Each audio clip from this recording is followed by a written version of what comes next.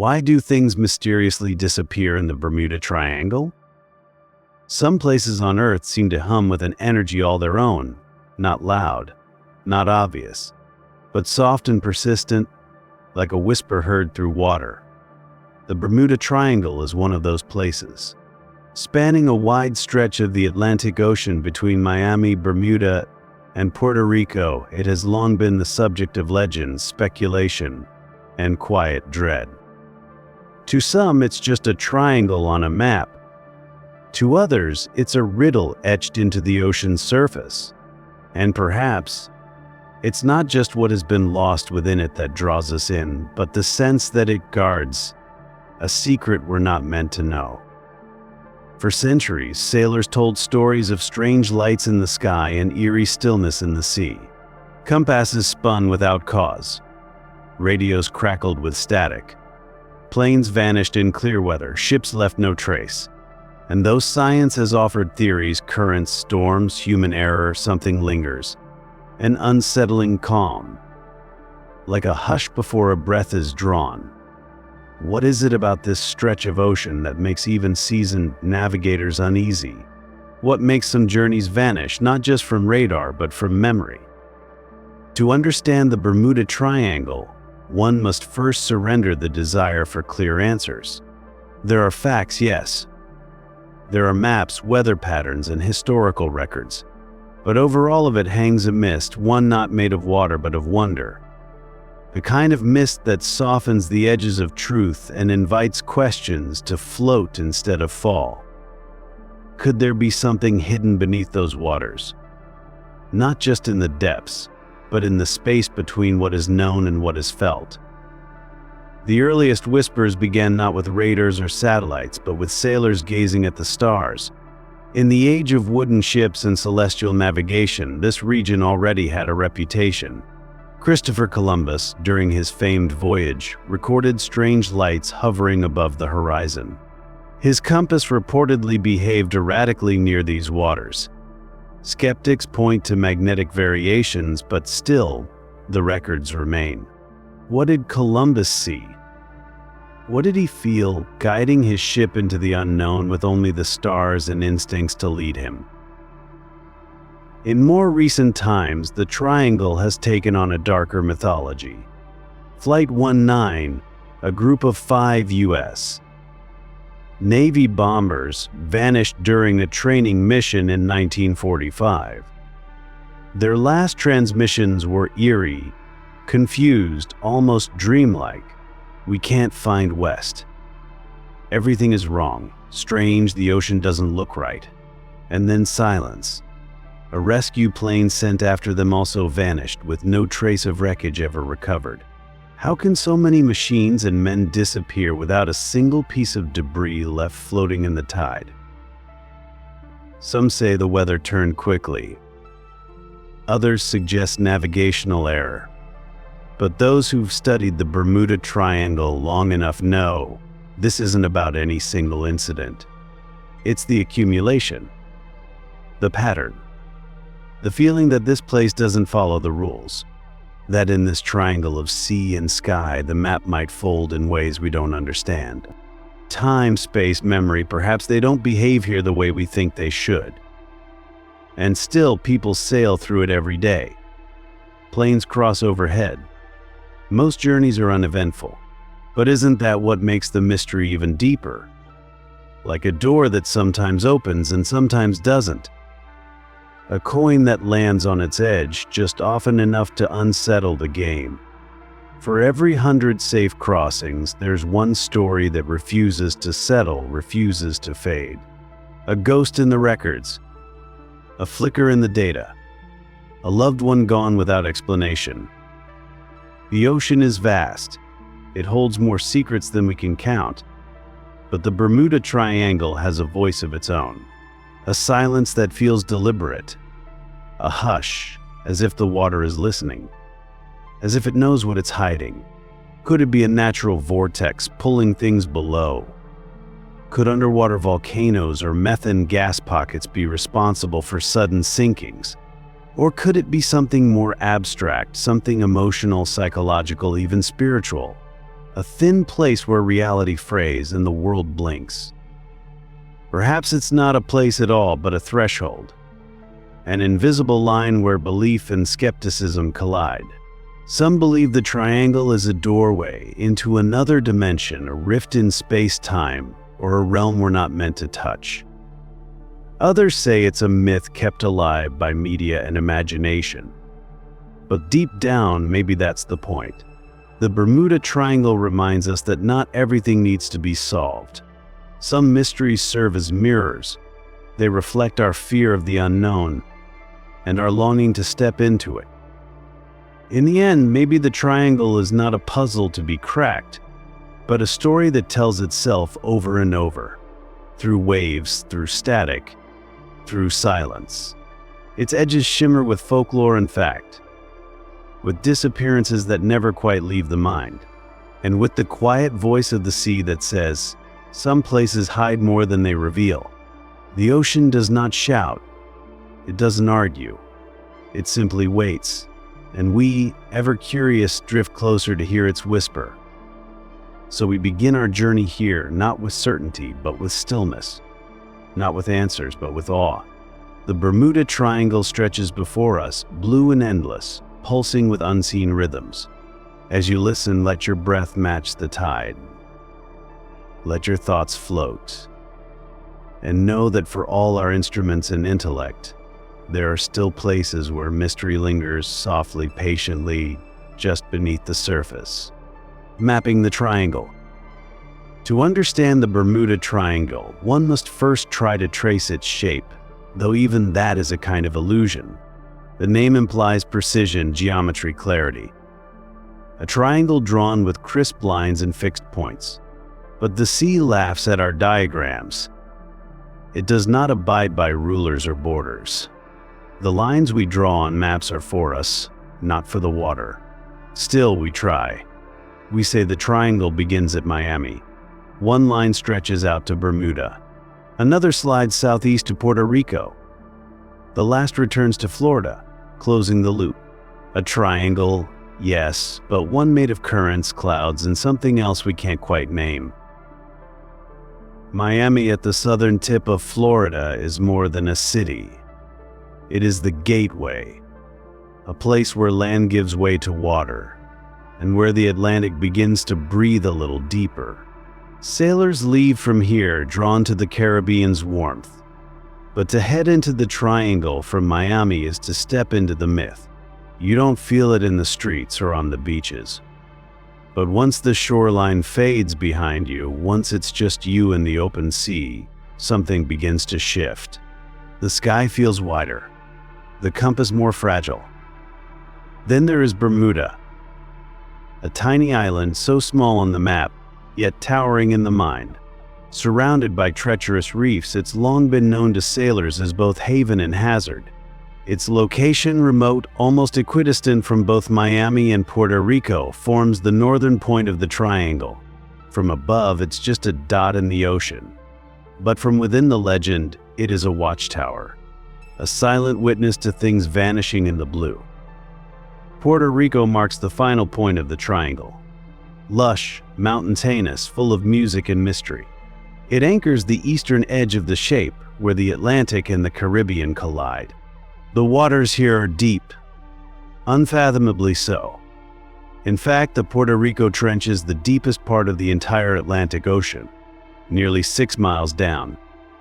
It's easy to forget, standing on a beach in the sun, just how much lies beneath, how much we'll never see.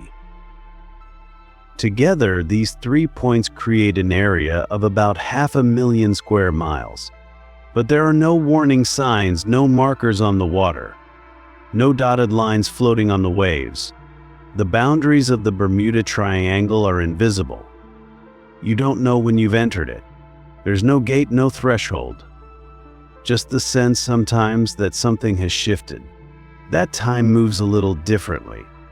That the instruments, though calibrated and certain, don't quite trust themselves anymore. But why this particular triangle? Why these 3 points? That is a question that lingers, unanswered, at the edge of every explanation. Some say it's just coincidence that any area with this much traffic, commercial planes, cargo ships, private vessels, will naturally see accidents. Others believe it's the geography itself. The intersection of strong currents like the Gulf Stream, the presence of deep trenches and shifting seabeds, perhaps even magnetic anomalies in the Earth's crust. And yet, there are other triangles in the world. Other places with treacherous seas and sudden storms. None have captured our imagination like this one. Perhaps it's the shape. A triangle feels ancient, symbolic. It is the shape of pyramids, of balance, of mystery. Or perhaps it's the history. The sheer number of strange disappearances. The voices lost mid-sentence. The signals cut off with no distress call. The rescues that vanished as completely as those they were sent to find. Or maybe, just maybe, it's something else. Something we can't measure or chart. A presence, a pull. Something woven into the fabric of that space. The way fog clings to certain valleys. The way some forests seem older than the trees within them. Perhaps this triangle isn't a thing at all, but a mood. A mood the ocean wears like a veil. Sometimes light, sometimes heavy, always quiet. You can fly over the triangle. Thousands do every week. You can sail through it. You can float above it with only the stars and the hush of the wind. And nothing may happen. No flicker, no fear. But sometimes it stirs. The sea goes still. The clouds form strange shapes. And the instruments speak in riddles. That's when the whisper returns, soft and persistent. You are somewhere you cannot map. Because the Bermuda Triangle is not really about geography. It's about the space between things. Between land and sea. Between fact and feeling. Between what we can explain and what we still wonder. And as we try to draw its lines, to pin it down with data, it slips away like water through our fingers. Still there, still watching, still waiting. The First Vanishings. The USS Cyclops and the echoes from a century ago. Long before satellites watched the oceans and radar traced every movement across the waves, there were ships. Steel giants moving through vast blue silence, carrying men, cargo, and secrets. And among them, the USS Cyclops stands apart, not just for its size, but for the way it disappeared. It was 1918, and the world was already full of uncertainty. A war raged across continents. The sea, though wide and wild, had become a highway of soldiers and supplies. But the Cyclops was not sunk in battle, nor claimed by storm. It simply vanished completely, silently, forever. The USS Cyclops was a colossus of its time. Over 500 feet long, with a displacement of more than 19,000 tons, it was one of the Navy's largest fuel ships. Built to carry vast quantities of manganese ore, a critical material for wartime steel production. The ship set sail from Rio de Janeiro in late February 1918, bound for Baltimore, Maryland.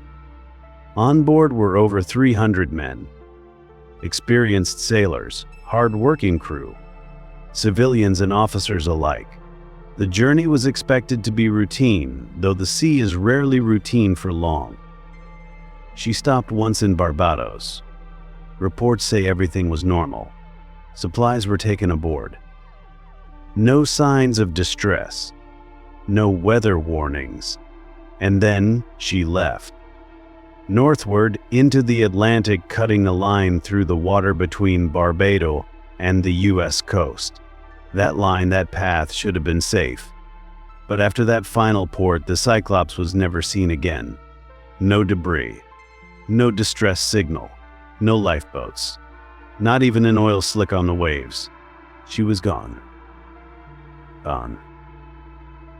The loss was staggering. It was the single largest non-combat loss of life in U.S. naval history at that time. Over 300 souls swallowed by the sea without a trace. And what made it all the more chilling was the absence of clues. How does a ship that large disappear so completely? The ocean, even in its deepest moods, often returns something: wreckage, flotsam, a signal echo. But with the Cyclops, there was only silence. A heavy, unyielding silence that settled across the families waiting on shore, across the Navy, across history. Speculation began almost immediately. Some whispered of enemy submarines, though no such claims were ever verified. Others pointed to structural failure, noting that the ship had a cracked engine mount and may have been overloaded with cargo. But the weather had been calm. The route was known. No distress call had been made. It was as though she had sailed into a cloud and dissolved. Not destroyed, just gone. And it's here that the story begins to slip into something deeper. Something less about engines and steel and more about presence and absence. About how something so massive, so real, could leave behind no evidence of its own ending. It was in this mystery that the whispers of the Bermuda Triangle first found a foothold. Long before the phrase Bermuda Triangle was ever printed in magazines, the Cyclops had carved a hole in our understanding of reality. A gap shaped not just by the ship's disappearance, but by the void of explanation. There's a quiet kind of horror in a disappearance without reason. When something explodes or sinks in a storm, the human mind can make peace with it. There is chaos, there is cause. But with the Cyclops, there was no story to hold on to. Just a blank page where a chapter should have been. And in that blankness, the myth began to grow, not as fantasy, but as a question that refused to fade. How could this happen? Over the decades, the Cyclops became a ghost ship, not in the spectral sense, but in the way she lingered in memory. A steel phantom that haunts maps and minds. Her sister ships, the Proteus and the Nereus, would also vanish under similar circumstances in later years, sailing similar paths, carrying similar cargo. That pattern did not go unnoticed. The mystery was not just in one ship, but in something larger. A zone, a region, a triangle. And so, the vanishing of the Cyclops remains one of the Triangle's oldest and most iconic legends. It is a story not just of a ship, but of silence. Of how the sea can erase. Of how time can bend in strange places. A century has passed since she disappeared, and still, the ocean holds its breath. Still, the families of the lost wonder. Still, researchers scan the seabed, and still nothing returns. Perhaps the Cyclops is not at the bottom of the ocean at all. Perhaps she moved elsewhere, not physically, but in some other way. Into a fold of time. Into a shadow of space, into a story that cannot be closed. Some suggest theories of electromagnetic anomalies. Others imagine underwater portals. But the truth is, we don't know. And maybe that's the most honest part of the mystery. We don't know. We've never known. And the sea, vast and old, offers no reply. The disappearance of the USS Cyclops is not just the story of a ship lost at sea. It's the opening chapter of a legend still unfolding. A quiet invitation from the ocean to look deeper, not for wreckage, but for meaning. Because in some places, it's not what we find that matters. It's what we feel. And in the soft rhythm of the waves, the Bermuda Triangle keeps whispering, some things are not meant to be found. Flight 19. The sky was clear over Florida on December 5, 1945. A normal day by all accounts. Routine. Ordinary. But the Bermuda Triangle does not always wait for storms. Sometimes it moves in perfect weather. That afternoon, 5 U.S. Navy TBM Avenger torpedo bombers lifted off from Naval Air Station Fort Lauderdale. The flight was designated Flight 19. Their mission was a simple training run, out over the Atlantic then back. A practice navigation loop. The kind hundreds of pilots had flown before. They were young men, disciplined, alert, and guided by clear instructions, but they never came back. There were 14 men in total, split among the 5 aircraft. The planes were sturdy machines, slow, strong, built for the tough demands of war. Most of the pilots were experienced. The flight leader, Lieutenant Charles C. Taylor, had flown over 2,500 hours and served in combat. The weather was calm. The mission clock was ticking. Everything, it seemed, was under control. But sometime after their first turn, things began to unravel. Radio operators on land began picking up fragmented messages. The first transmissions were strange, confused. Taylor's voice came through, "We can't find west. Everything is wrong. We can't be sure of any direction. Everything looks strange, even the ocean." There was a pause. Then more static. Then another voice, "We seem to be lost." What followed over the next few hours remains one of the most chilling mysteries in aviation history. The pilots circled, disoriented, unable to recognize landmarks or trust their instruments. Some accounts suggest their compasses had failed. Others believe they were caught in a strange weather front. But the transcripts don't tell of panic. They tell of confusion, of things that didn't make sense. The ocean, they said, didn't look right. The sky grew darker. The light became diffused, unfamiliar. And then silence. No distress calls, no mayday. Just the gradual fading of voices into static. At some point, the Navy launched a rescue mission. A Martin Mariner flying boat was dispatched with 13 crew members on board. Less than 30 minutes after takeoff, that plane also vanished. No wreckage was ever found. No survivors. In a single evening, 27 men were gone, swallowed by the sky, or the sea, or something in between. To this day, Flight 19 is the most famous aviation mystery of the Bermuda Triangle, not because of the number of planes, but because of the nature of the disappearance. Trained pilots, clear weather, a known route, and yet every trace gone. The Navy conducted a massive search. Hundreds of ships and aircraft combed the area. They found nothing. Not an oil slick, not a wing, not a signal. The official report was inconclusive. At first, it listed pilot error as the cause, but the final verdict was changed. The official record now reads cause unknown, and in that silence, myth began to grow. Was it a freak weather event, a magnetic anomaly, or something stranger? Some have suggested time slips, distortions that trap people in a loop outside the known world. Others have whispered about parallel dimensions, places where Flight 19 might still be flying, endlessly lost in skies that never land. But listen carefully to the words of the pilots caught in their last strange loop. Everything looks strange. That phrase lingers. It's not fear. It's not technical failure. It's disorientation at a level deeper than sight, as if the world itself had shifted beneath them, as if the ocean and sky had rewritten their own rules. That's what makes the mystery endure. Not the loss, but the tone. The eerie calm of men who realized they weren't just lost. They were somewhere they shouldn't be.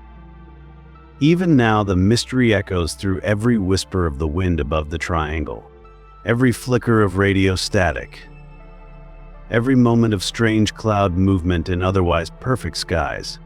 Pilots still report odd occurrences in the region, brief instrument failures, magnetic surges, sensations of vertigo, déjà vu, or timelessness. Most flights pass safely, but the triangle never sleeps. Flight 19 is not just a story about aircraft. It is a parable about certainty and how quickly it can vanish, about the invisible threads that guide us home, and what happens when they're cut. It reminds us that navigation is not just about maps and machines, but trust in a world that behaves as expected, and what happens when that world changes its shape. No one knows what happened to those 5 planes, or the rescue craft that followed. They left no trace, no answer, only questions. And still, the sky over the Bermuda Triangle waits. Calm, blue, watching, listening. Perhaps one day the ocean will give back what it took. But until then, Flight 19 remains an echo, a haunting one. The sound of voices calling from just beyond the edge of the known. Rescue that disappeared. The rescue plane that followed Flight 19 and vanished too. As the sun fell lower on that fateful day, December 5th, 1945, and the final, confused transmissions from Flight 19 began to fade into static, there was a ripple of urgency on land. The U.S. Navy acted quickly. A search and rescue mission was launched, standard protocol when aircraft go missing. Yet what followed next would deepen the Bermuda Triangle's legend in a way that still stirs unease in the hearts of pilots, sailors, and seekers of truth. Because the searchers disappeared too. One mystery gave birth to another, and the ocean remained silent and unburdened. The aircraft dispatched to aid Flight 19 was a Martin PM Mariner flying boat, one of the Navy's trusted search and rescue planes. It lifted off from Banana River Naval Air Station with 13 crew members aboard. These men were trained, focused, and equipped for the job. The Mariner itself was a large, robust aircraft capable of long-range reconnaissance over water, outfitted with life rafts, flares, and emergency gear. Its purpose was to find and recover. But within minutes of taking flight, it too disappeared. No mayday. No emergency signal. No radio chatter. It was as if the aircraft had been erased from the sky.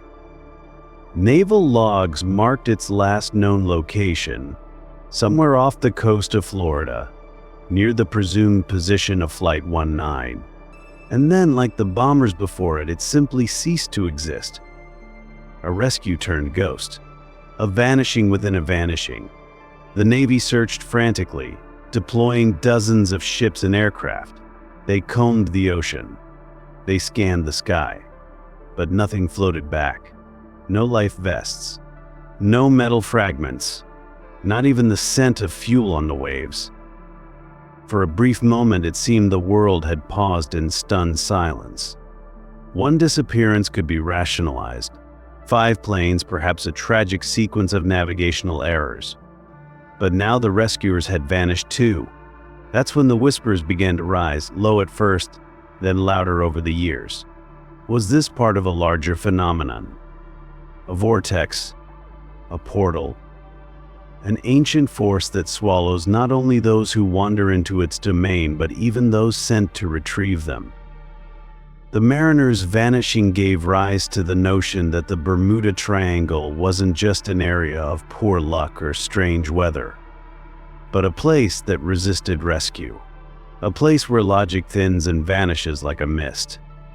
To this day, some refer to the PM Mariner as the Lost Rescue. Others call it the 16th plane, an extension of Flight 19's fate, bound by some invisible tether to the same strange forces that claimed the first 5. It's important to note that the Mariner had a reputation. Crews sometimes called it the flying gas tank. It was known to be vulnerable to onboard explosions if fuel fumes built up in the fuselage. One theory suggests the plane may have suffered such an explosion midair and disintegrated over the ocean. In fact, a nearby ship reported seeing a fireball in the sky around the time the Mariner disappeared. But even then, debris should have followed. Something should have surfaced. And yet, the sea gave nothing back. Nothing is often louder than something. And in this case, the void left behind by the Mariner screamed. It wasn't just the disappearance, it was the pattern. The geometry of the unknown. 5 planes vanish. A rescue plane follows. It too vanishes. The pattern echoes. It pulses with eerie symmetry. And it leaves behind a story that feels less like history and more like a myth unfolding in real time. The families of the 13 rescuers waited for news that never came, and in their waiting, the Bermuda Triangle grew not just in size, but in power. Not because it had taken more lives, but because it had taken hope. It had made even the helpers vulnerable. It had become, in that moment, not just a place of loss, but a place of refusal. A region that refused closure, refused explanation, refused to return what it took. As decades passed, the mystery of the vanished mariner settled into the fog of time. New technology arose: sonar, GPS, underwater mapping. The ocean floor was charted with ever finer detail. Still, the triangle held its secret. The rescue plane remains missing. A line of names engraved in memorials, but no grave, no site. Just coordinates over the sea, marked by silence and the memory of what once flew above. This event, the vanishing of the mariner, taught investigators and storytellers alike that some mysteries multiply when touched, that some questions, when followed, open only into more questions. The Bermuda Triangle is not just a shape, it is a recursion, a loop, a riddle that answers itself with another riddle. The more we seek to solve it, the more it seems to resist. The more it folds back upon itself like a story that rewrites its own ending. And in the wake of the rescue that disappeared, a deeper question lingers, not about how or where, but why. Why does this region seem to pull things into its quiet center? Why do machines fail here? Why do directions blur? And why, when we send help, does it sometimes vanish too? Theories rise and fall. The ocean remains. No distress calls. No wreckage. Just a ripple in the timeline. A space where certainty once stood, and now only wonder lives. The Pib Mariner, like Flight 19, exists now not as a fact, but as a feeling. A memory that is not yours, but still presses gently on the edge of your mind when you stare at a map of that triangle. When you hear a story whispered over waves. When the wind seems too quiet. A history of loss. Dozens of ships and planes lost since the early 1900s. To speak of the Bermuda Triangle is to speak of loss. Not always loud, not always dramatic, but steady. Persistent. Like a drip echoing in a silent chamber. Since the early 1900s, the ocean between Miami, Bermuda, and Puerto Rico has quietly gathered stories. Stories of ships that never arrived, of planes that took off and never landed. Some have names. Some are only memories. But together they form a soft trail through time, dotted with confusion, sorrow, and questions no one has yet answered. It began long before Bermuda Triangle was a term. In March of 1918, the massive USS Cyclops vanished with 309 people aboard, never to be seen again. That story still echoes like a drumbeat at the heart of the Triangle's mystery. But it did not stand alone. In 1921, the Caroline Deering was found run aground on Diamond Shoals, North Carolina. The sails were set. The galley was stocked. But the crew gone, vanished. Their belongings still on board, their ship intact, their fate unknown. The case was closed without an answer, and the sea said nothing. In 1941, during the Second World War, two of the Cyclops' sister ships, the Proteus and the Nereus, also vanished in this same region, both carrying heavy loads of ore, both disappearing without distress calls, without debris. Their loss was recorded but never explained. Then came Flight 19 in 1945, followed by the rescue plane that vanished chasing it. Those stories gained fame, but they were not alone. They were part of a quiet pattern, a rhythm of loss that continued even after radar, sonar, and satellites became part of our skies. In 1948, a British South American Airways passenger plane, Star Tiger, disappeared on a flight from the Azores to Bermuda. The weather was calm. The crew gave no sign of distress. The aircraft simply ceased to exist. A year later, another British plane, Star Ariel, was lost on its way from Bermuda to Jamaica.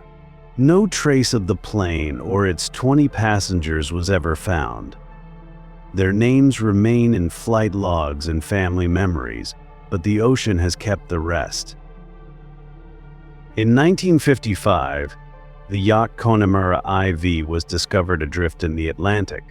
It was undamaged, still seaworthy, but entirely abandoned. No signs of struggle, no clues to suggest what happened to those aboard. The silence of the empty boat was louder than any signal flare. It floated alone, as if waiting to be asked a question it couldn't answer. The list grows longer with each decade. A Cessna vanishing in 1967. A cargo ship, the SS Marine Sulphur Queen, disappearing in 1963 with 39 crew members. A Piper Navajo plane gone in 2005. Names, dates, silence. All across the stretch of ocean, stories are scattered like lost pearls, their threads broken. Most went without warning. Few left behind any sign. And every time, the same question emerges like mist: is this a pattern, or just a coincidence? Scientists urge caution. They point to numbers, to probability. Thousands of ships and planes travel through the Bermuda Triangle each year. It is one of the most heavily trafficked regions in the world. Accidents happen. Storms rise suddenly. Human error remains a powerful force. Maybe the disappearances are tragic but explainable. Maybe it's not a mystery. Maybe it's just math. And yet there's something about the way these losses feel. Something more than statistical. It's the lack of wreckage. The absence of distress. The eeriness of the stillness that follows. The disappearances don't always make sense, even when you want them to. They don't fit into neat boxes. They resist endings. That's why the pattern continues to haunt, not because we have proof, but because we have doubt.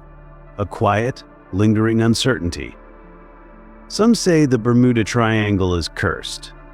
Others call it a vortex, a magnetic anomaly, a haunted space. But perhaps it is none of those things. Perhaps it's a mirror. A place where our understanding of control, of reason, of safety, begins to blur. Maybe we need places like this where logic doesn't rule, where stories don't end, where the ocean hums softly and the sky opens into wonder.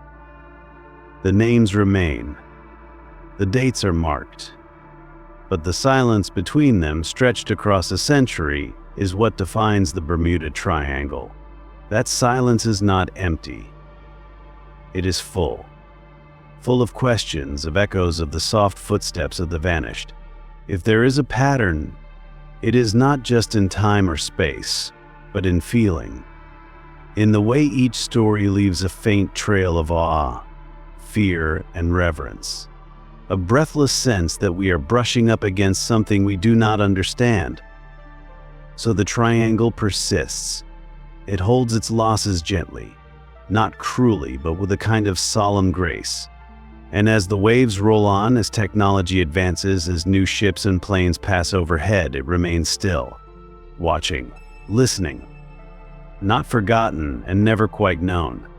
How can something disappear without leaving anything behind? There is a strange kind of fear that arises not from what we see, but from what we don't. Not from thunder or lightning, but from silence. Not from a wreck, but from its absence. When something vanishes in the Bermuda Triangle, It does not scream. It does not explode. It simply fades quietly, utterly, like a breath taken in and never let go. No splash, no echo, no goodbye. Just a calm stretch of sea, as though nothing ever passed through. As though the thing, whether plane or ship or soul, had never existed at all. How does something disappear without leaving behind a ripple? Without a trace of metal, fabric, wood, or memory? Nature, we are taught, leaves marks. A falling tree disturbs the soil. A bird's feather remains in the wind. Even time, as abstract as it feels, leaves behind wrinkles and scars. But here, in this triangle drawn invisibly across the ocean, things vanish not violently, but completely, as if they were never meant to be found. The ocean is vast, yes, but so too is our reach. We have mapped the seafloor, charted currents, tracked temperatures and tides. Satellites sweep overhead every hour. Sonar pulses through the depths. Radar towers pierce the skies. And yet, with all this watchfulness, the triangle eludes us. How can a steel vessel the size of a building simply cease? How can 5 planes vanish in formation and not a single part be recovered? The question returns again and again, soft and insistent. What are we missing? The easy answers often point to storms, rogue waves, or human error. And these are real forces, powerful, unpredictable, humbling. But even in disasters, the sea is rarely so neat. It leaves fragments, oil slicks, signals. But the triangle doesn't scatter. It absorbs. It closes behind its mysteries like a wound healing too quickly. And that silence, the one left behind, is the true anomaly. Could it be that disappearance itself is natural? That we think of it as strange only because we expect visibility, continuity, permanence? In the forest, things vanish. A fox slips behind trees. A leaf falls and is gone.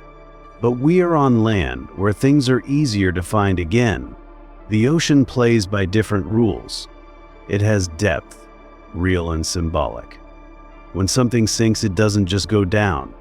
It falls into layers of time, into cold, into stillness, into pressure and darkness that no human has ever fully touched. And yet the Bermuda Triangle feels different from other waters. Other oceans rage. This one whispers. It doesn't fight you, it invites you in. The sea here has a softness, a dreamlike quality. The air thickens, the sky changes. Instruments falter not in crisis, but in confusion. People describe time slowing or losing direction, not in panic, but in eerie calm. Like falling asleep with your eyes open. Like drifting between waking and dreaming. Some believe the region plays tricks on perception. That magnetic field shifts subtly, making compasses unreliable. That clouds form strange optical illusions. Others suggest something deeper, a tear in the fabric of space-time, a natural anomaly, a quiet fold where the world is not broken but bent, where the path loops back on itself, where leaving becomes staying, where motion becomes stillness. Could the Bermuda Triangle be one of nature's hidden valves? A pressure point on the surface of the Earth, where energy shifts in ways we don't yet measure. We map mountains and coastlines, but what of invisible maps, those of energy, magnetism, memory? What if some regions are not just places but conditions? Not coordinates but experiences? And here comes the softest, strangest question of all. What if disappearance is part of nature? What if the vanishing we witness is not error but expression? Not chaos but choreography? The sea doesn't explain itself. It just continues. It does not worry about logic or narrative. Perhaps there are places where being found is not part of the cycle. Places that give and take according to rules older than science, deeper than maps. In that sense, the Bermuda Triangle is not a menace but a mirror. It shows us how small we are, how much we do not know, how even in a world of satellites and code, There are still places that resist translation. And maybe that's why we keep returning to the stories, the ships, the planes, the last words. Because even if we cannot solve the mystery, we feel it. And in that feeling, something stirs that we rarely touch in our daily lives: awe. To vanish without a ripple is not just a question of physics, but of presence, of what it means to exist, and what it means to be remembered.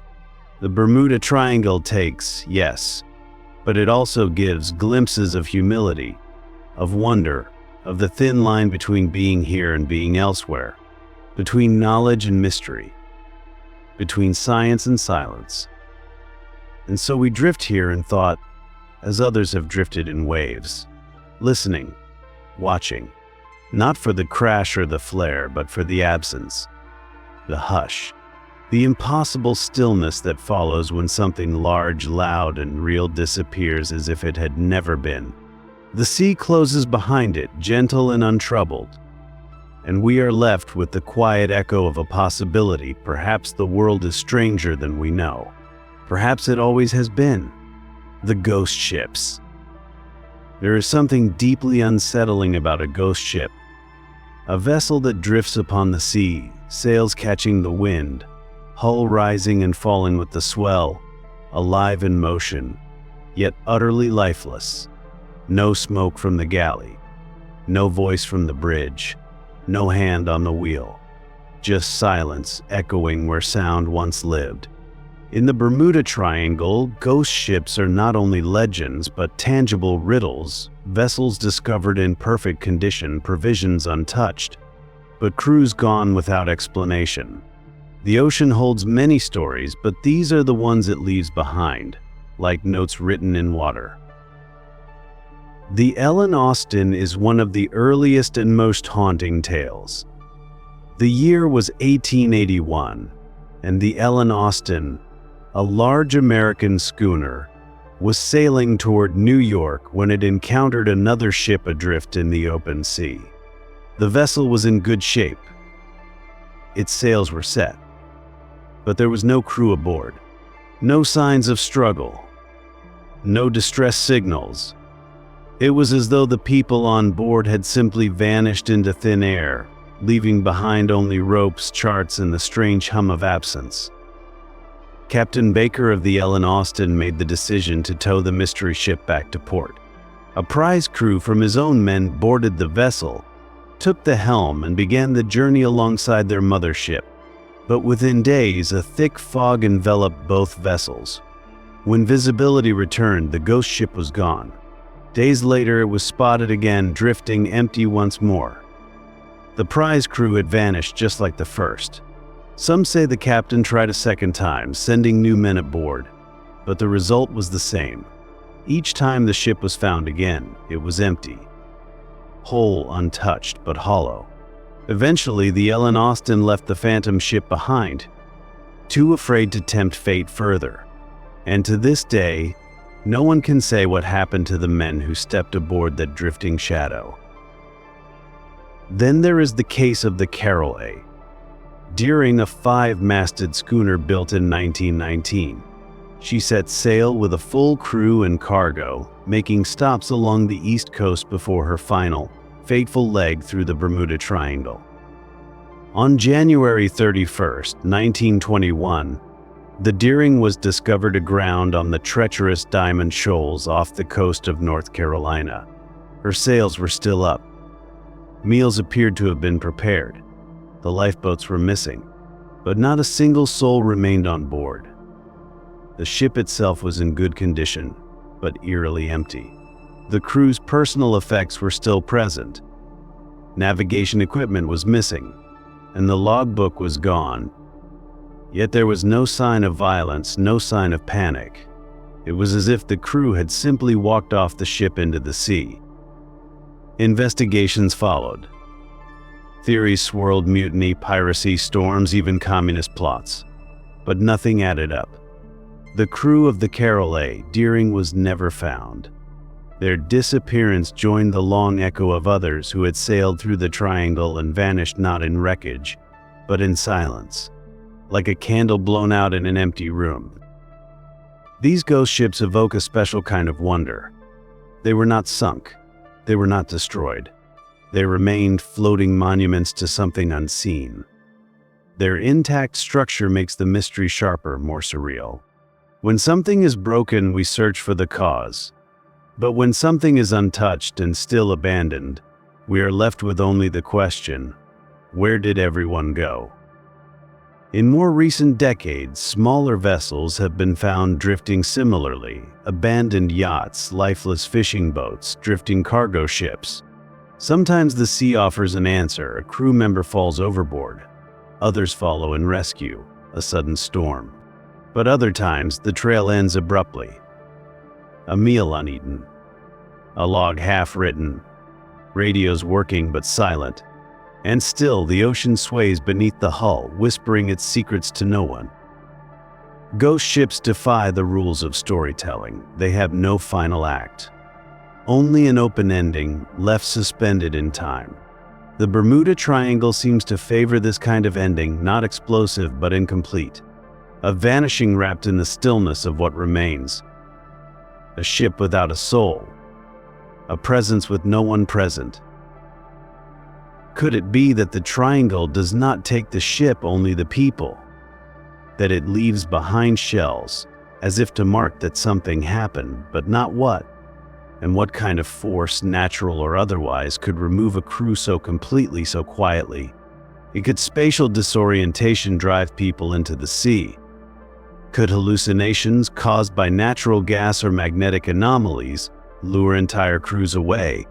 These are possibilities science can explore, but none fully explain the peace that ghost ships possess. Not chaos, not distress, but stillness, as if whatever called them away did so gently. Perhaps the ocean sometimes reclaims people not with violence, but with invitation.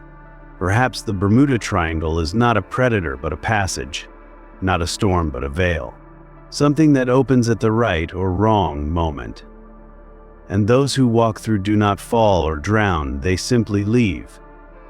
In the end, the ghost ships are not just evidence of disappearance, but of continuation. They remain. They drift. They carry memory. Like floating question marks, they remind us that not all endings end, that some journeys continue without the travelers, that the sea in its quiet power can be both stage and storyteller, and sometimes the author of chapters we cannot read. Lost in the sky. Planes that never arrived, stories of aircraft seen on radar, then gone. The sky seems open, vast, endless, and honest. A place of sunlight and stars, of clouds drifting like thoughts. But over the Bermuda Triangle, even the sky holds secrets. Not the kind hidden in storms or shadows, but the kind that slip away when you reach for them. Dozens of planes have vanished here, not during war, not in battle, but during simple flights. Commercial, military, private, they climbed into the sky with destinations and passengers and radio contact, and they never came down. Not here. Not anywhere. As if they were written in pencil and then gently erased. Some of the most chilling reports begin with radar. A blip appears, moving smoothly, steadily. No trouble. No deviation. Then nothing.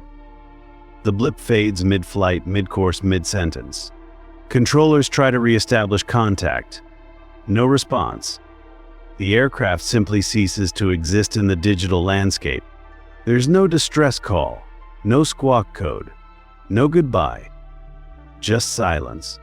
The screen clears, and the space where the plane once was is now empty. One such story occurred in 1948, when a Douglas D-3 with 32 people on board vanished on a flight from San Juan, Puerto Rico to Miami. The weather was good. The aircraft was in communication with air traffic control.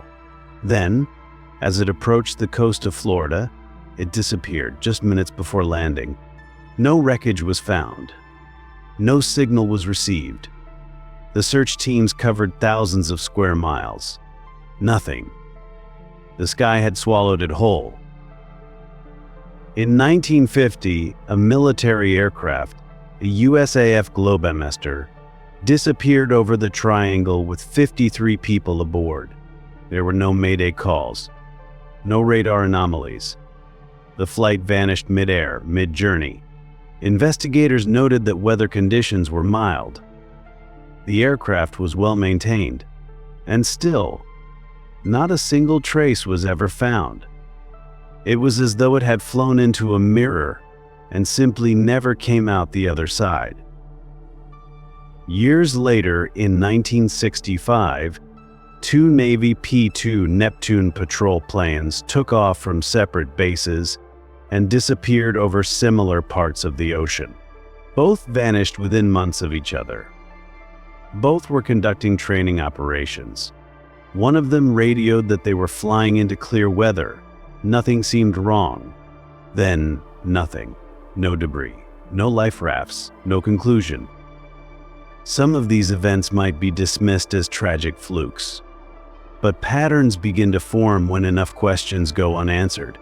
Pilots have reported flying through invisible turbulence, pockets of air that seem to twist time, to disorient instruments without warning.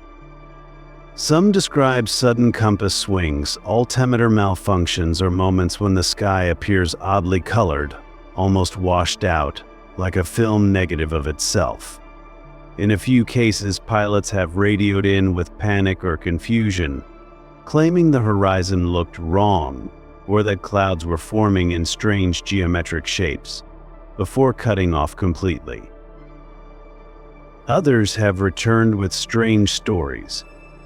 There was the case of Bruce Gernon, a pilot who in 1970 claimed to have flown through a strange cloud tunnel while traveling from the Bahamas to Florida.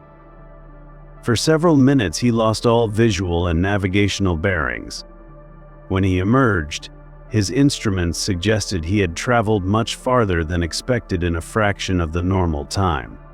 He arrived in Miami almost impossibly fast. His theory, a form of time distortion, a rare, unknown phenomenon, a ripple in the atmosphere. Could the Bermuda Triangle be home to invisible air pockets, zones of magnetic or gravitational flux that interfere with flight paths? Could the upper atmosphere over the triangle behave differently, like water swirling above a hidden drain? Or could it be something subtler, something that doesn't strike but invites? Something that opens briefly like a window in the sky? The idea of invisible turbulence may not be so far-fetched. Pilots already know about clear air turbulence, which can strike without warning and without visible signs.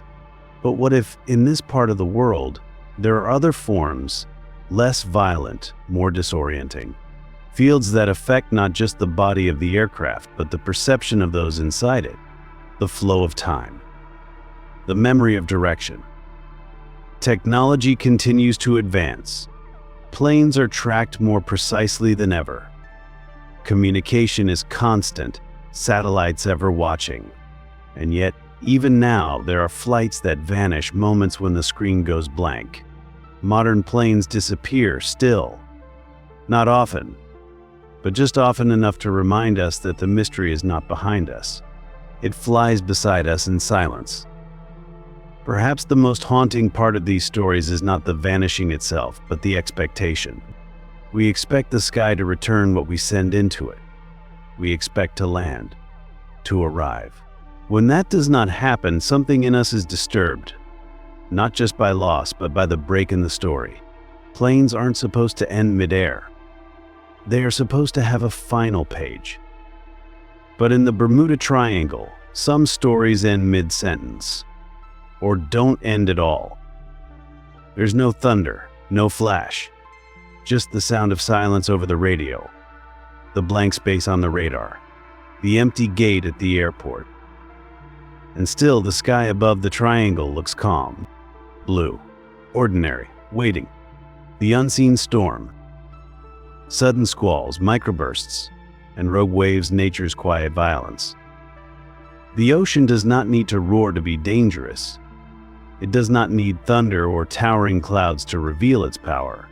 Sometimes its most devastating expressions come without sound, without warning, like a breath drawn in deeply and never exhaled.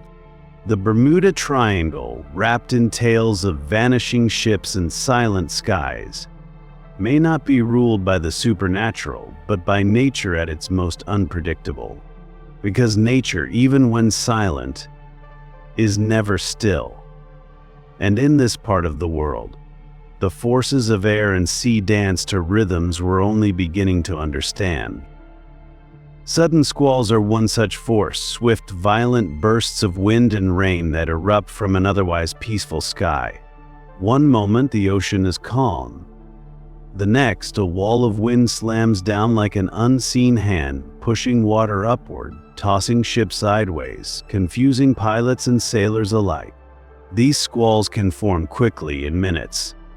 They are invisible until they strike, often masked by the very atmosphere that feeds them. Instruments might register a shift only seconds before impact, and by then it's already too late.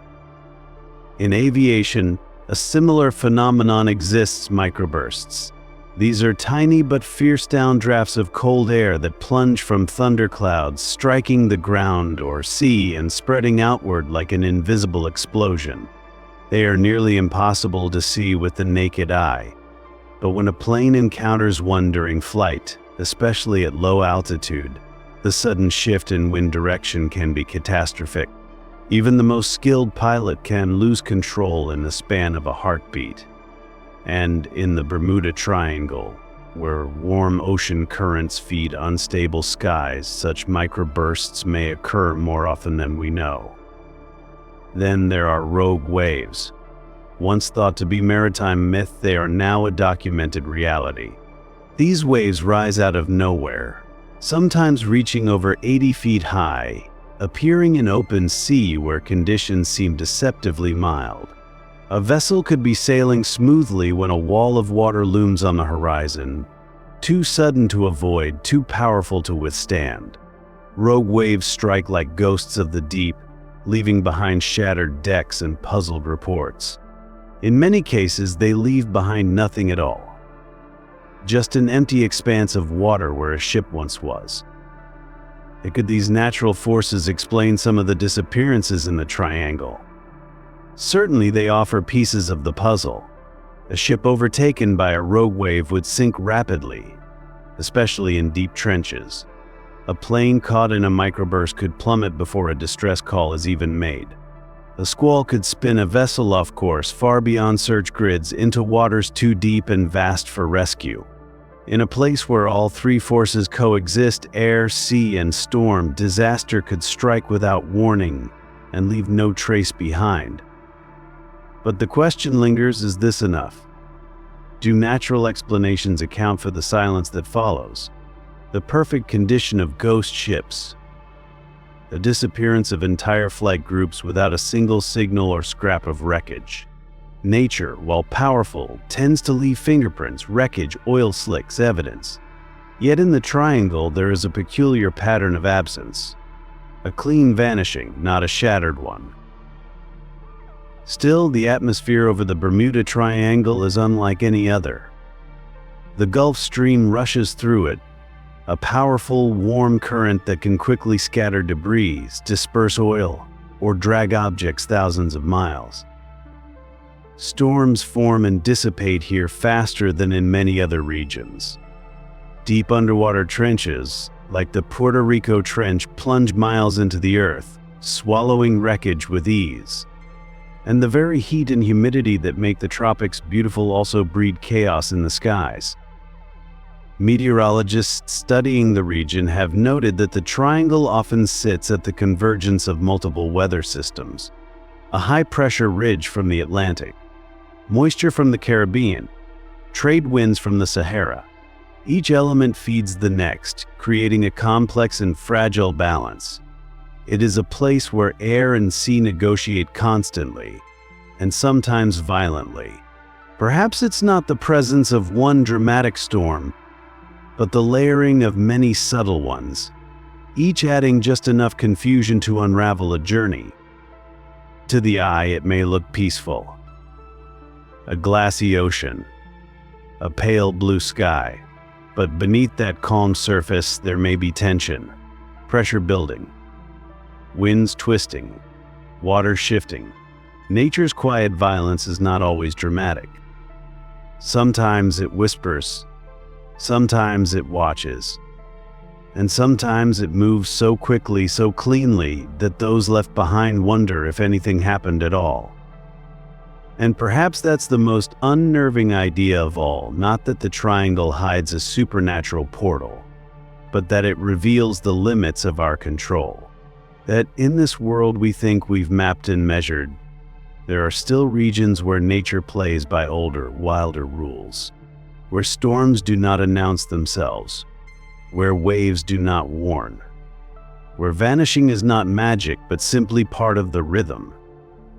Still we search, still we wonder, still we try to chart what the triangle refuses to reveal. But maybe we are looking for too much. Maybe the mystery isn't always in what causes the disappearance, but in how complete it is, in how softly nature can erase, in how the sky and sea can open, take what they will, and close again without a ripple. The Methane Theory. Calm dive into methane hydrate eruptions on the seafloor. Could bubbles sink a ship? Beneath the calm surface of the sea lies another world, cold, pressurized, ancient.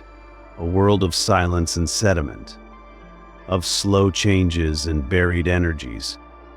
And hidden within the seafloor of the Bermuda Triangle is something strange, something not often seen, but capable of great transformation: methane hydrate. Frozen gas trapped in ice like crystals, invisible, dormant, and yet in the right conditions it can awaken. When it does, the sea may no longer behave like water. It may no longer support what floats upon it, and then what floats sinks.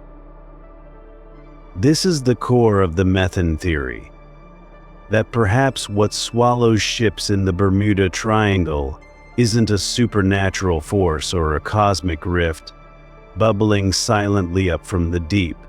Methane hydrate is a substance found in the ocean floor, often in cold, high-pressure environments.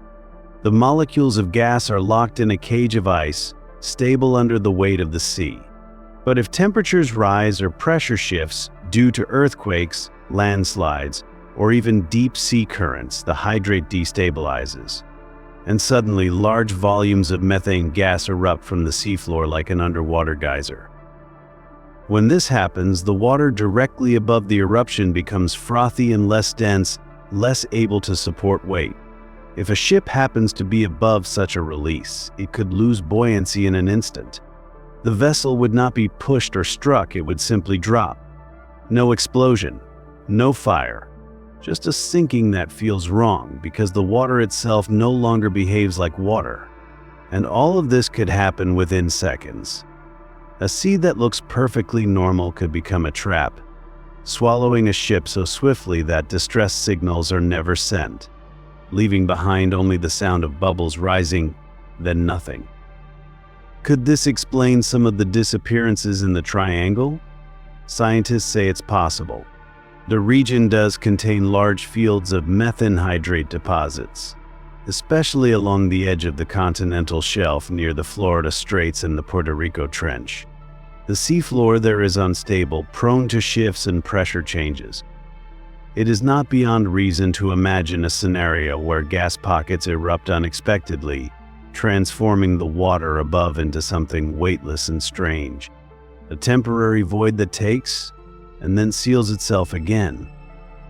Researchers have tested the theory in controlled environments. In wave tanks and simulation chambers, small model ships have indeed sunk when methane is bubbled through the water beneath them. The science is real. The mechanism works. The question remains, how often does this actually happen in the open ocean? Are these eruptions common enough to account for multiple disappearances? Or are they so rare that they only explain a handful, yet those few are enough to sustain a legend? The idea is compelling not just because it offers a natural explanation, but because it carries an eerie beauty. A ship sailing across a calm sea, suddenly falling into the ocean without resistance, as if gravity remembered something the water forgot. No sound, no struggle, just descent. And afterward, no trace. The gas disperses. The ocean calms. The world forgets. Pilots and sailors who traverse the triangle today rarely think about methane, but the ocean remembers.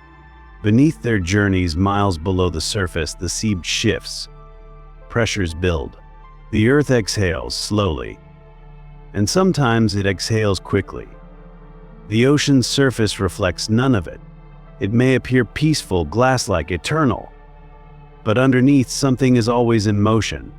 And perhaps sometimes the breath of the earth rises to meet the hull of a ship, and everything changes. What makes the methane theory particularly intriguing is that it doesn't challenge the laws of nature, it confirms them.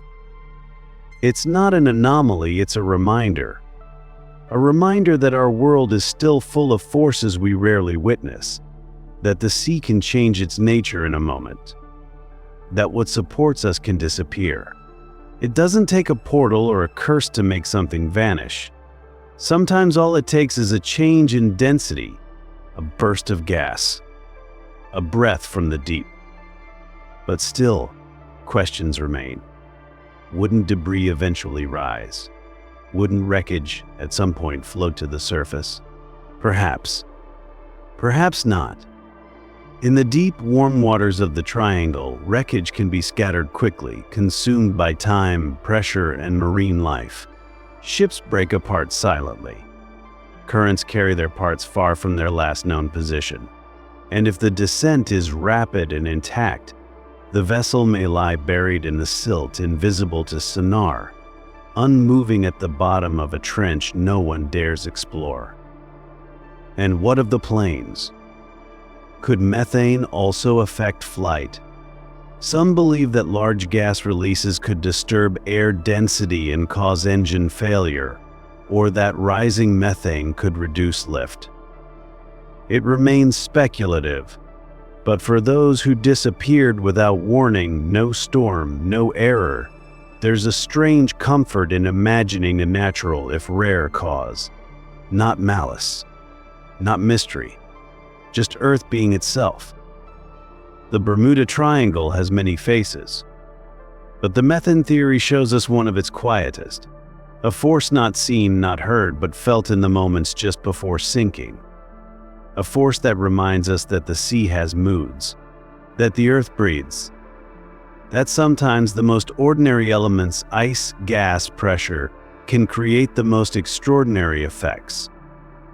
A sea that swallows, not angrily, not violently, but gently, calmly, without warning, as if it were exhaling. Compass confusion.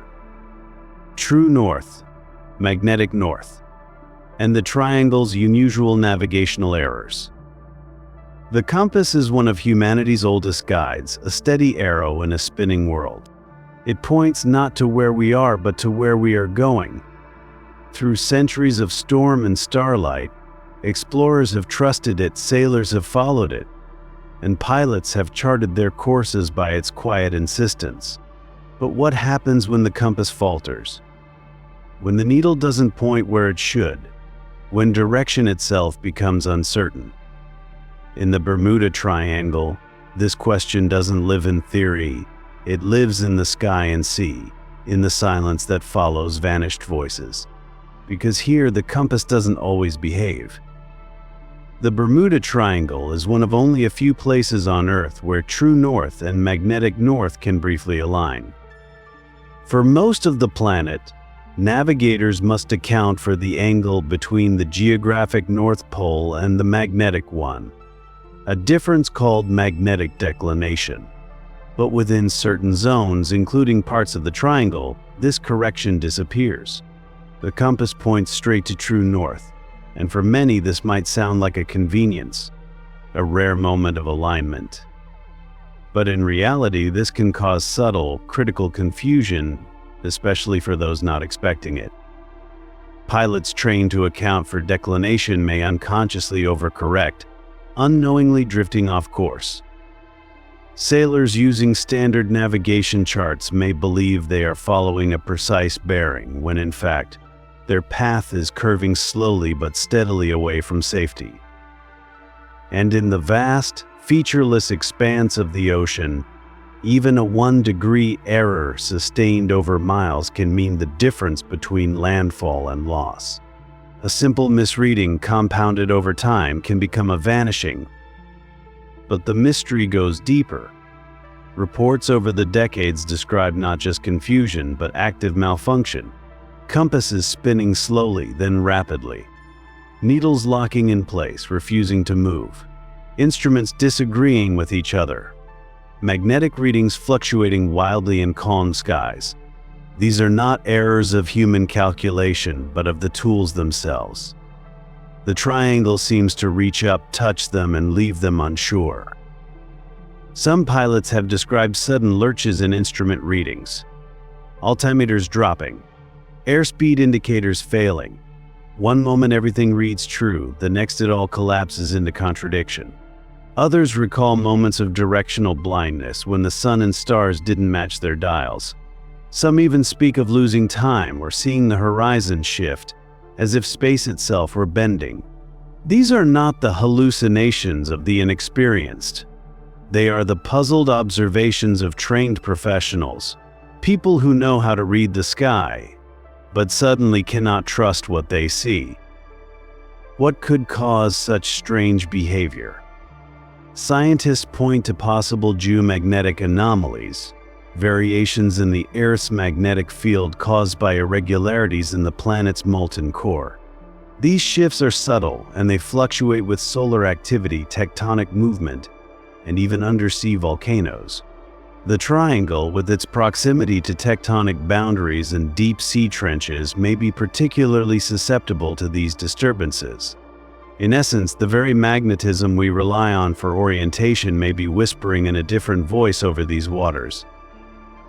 Could it be, then, that direction is not fixed, but fragile? That our idea of north, of navigation, is more illusion than certainty? We build our confidence on invisible forces, magnetic fields, satellite signals, coded systems of trust. But the ocean doesn't care for such structures. It moves in tides, not straight lines. And when those fields shift, even briefly, we're reminded of how delicate our sense of place really is. Imagine flying through clear skies, every gauge steady, then watching your compass begin to tremble. It spins slightly, just enough to seed doubt. You cross-check your heading. Your instruments begin to disagree. You adjust. You over-adjust. Now the clouds are thicker. The light is strange. Your sense of motion changes. You think you know where you are, but do you? The sea below looks the same in every direction, and the voice over the radio crackles, then fades. Moments like these don't just disorient, they unravel the entire experience of being. Where are you? Which way is forward? What does it mean to be lost when every tool is pointing somewhere different? This is where the mystery of the Bermuda Triangle becomes existential. It isn't just about machines failing. It's about us failing to understand what it means to know where we are. And perhaps this is the real question: what if direction is an illusion? What if our maps, our compasses, our grids, are stories we tell to calm the chaos? Stories that work until they don't. Until the Earth reminds us that it was here long before our instruments. And sometimes, in certain places, it chooses not to cooperate. The Bermuda Triangle is one of those places. It doesn't shout. It doesn't glow. It simply feels different. Not because it breaks the rules, but because it reveals how fragile those rules are. A spinning compass may seem like a small thing, but when your life depends on direction, it is everything. It is the line between presence and absence, between land and water, between returning and being remembered. And when the compass spins, the triangle is watching. The electronic fog. Bruce Gernon's account of time distortions inside a cloud, a tunnel in the sky. There are moments in the Bermuda Triangle that do not scream. They do not erupt into panic. They unfold slowly, like a dream that becomes strange only once you've left it. Among all the stories whispered through this patch of ocean and sky, one stands out not for its tragedy, but for its survival. Not for what was lost, but for what was witnessed. In 1970, a pilot named Bruce Gernon took off from the Bahamas and flew into something he could not explain. What he found would later be called the electronic fog. What he described was a tunnel in the sky. And what happened inside that tunnel still raises questions science cannot fully answer. Bruce Gernon was an experienced pilot. On that day, he was flying a Beechcraft Bonanza with his father and a business associate. The flight was short, from Andros Island in the Bahamas to Palm Beach, Florida. The skies were clear at takeoff. Visibility was good. The route was familiar. But 20 minutes into the journey, something changed. A small cloud formed ahead of them, hovering just above the water. It looked harmless, isolated. Gernon flew through it. But once inside, the cloud didn't end. Instead, it thickened. It wrapped around the plane, not in violent turbulence, but in stillness. The instruments began to behave oddly. The compass spun. The electronics flickered. Visibility dropped. But the strangest part was the feeling. Gernon later described it as being inside a kind of tunnel, grayish glowing, with walls of cloud that seemed to rotate slowly. It wasn't like any storm he had encountered. It wasn't like anything he had ever seen. For what felt like minutes, they flew through this corridor. Then, suddenly, they were out. The fog vanished. The sky cleared. But something was wrong. The plane's location had changed, drastically. When Gernon radioed air traffic control to confirm his position, they were shocked. He had somehow traveled nearly 100 miles farther than expected. In just a few moments, the aircraft had seemingly jumped through space. There had been no increase in speed, no explanation, just distance suddenly gone. To this day, Gernon believes he experienced a time distortion, a shift in the fabric of space itself. He coined the term electronic fog to describe the strange cloud formation, something not quite meteorological, not entirely electromagnetic, but perhaps a mixture of both. A localized disturbance that affected instruments, perception, and time. A phenomenon that made him feel as though the plane had passed through a rip in reality and come out the other side. Skeptics point to possible explanations: tailwinds, misread instruments, pilot error. But Gernon's experience has never been conclusively debunked, and it echoes other accounts from pilots in the Triangle who have described sudden disorientation, compass failures, and unexpected shifts in position or time. It's as if the sky, in certain moments, opens a hidden door, and for a few seconds the laws of motion and measurement take a breath. The electronic fog theory suggests that certain areas of the Bermuda Triangle might produce localized electromagnetic fields, perhaps due to underwater geology or atmospheric conditions that interfere with electronics and distort spatial awareness. Some researchers speculate that these fields could affect the flow of time on a micro level, not in the dramatic fashion of science fiction, but subtly. A second stretching, a mile folding, a moment slipping out of place. And could such fields create a tunnel through the atmosphere, a corridor where matter and motion behave differently? Gernon's account suggests as much. He described a sensation of weightlessness, of suspended motion, as though the plane was not flying, but being carried. He saw no flashes, heard no thunder, just a strange, luminous silence. It's important to note that Gernon's story is not isolated. Other pilots have spoken of similar encounters: fog that doesn't behave, clouds that seem to follow, instruments that lose their grip on reality. In most cases, the planes emerge safely, but in some, they don't emerge at all.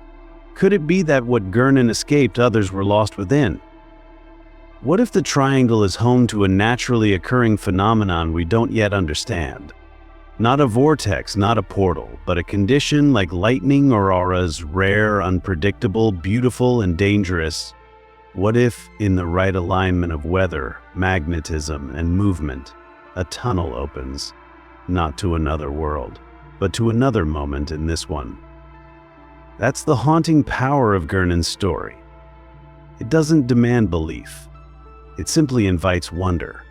It suggests that time which we think of as linear and absolute might sometimes ripple, and that the sky which we trust to be empty and honest might sometimes contain doors. A tunnel in the sky, a brief bending of rules, a whisper that direction and duration are not always what they seem.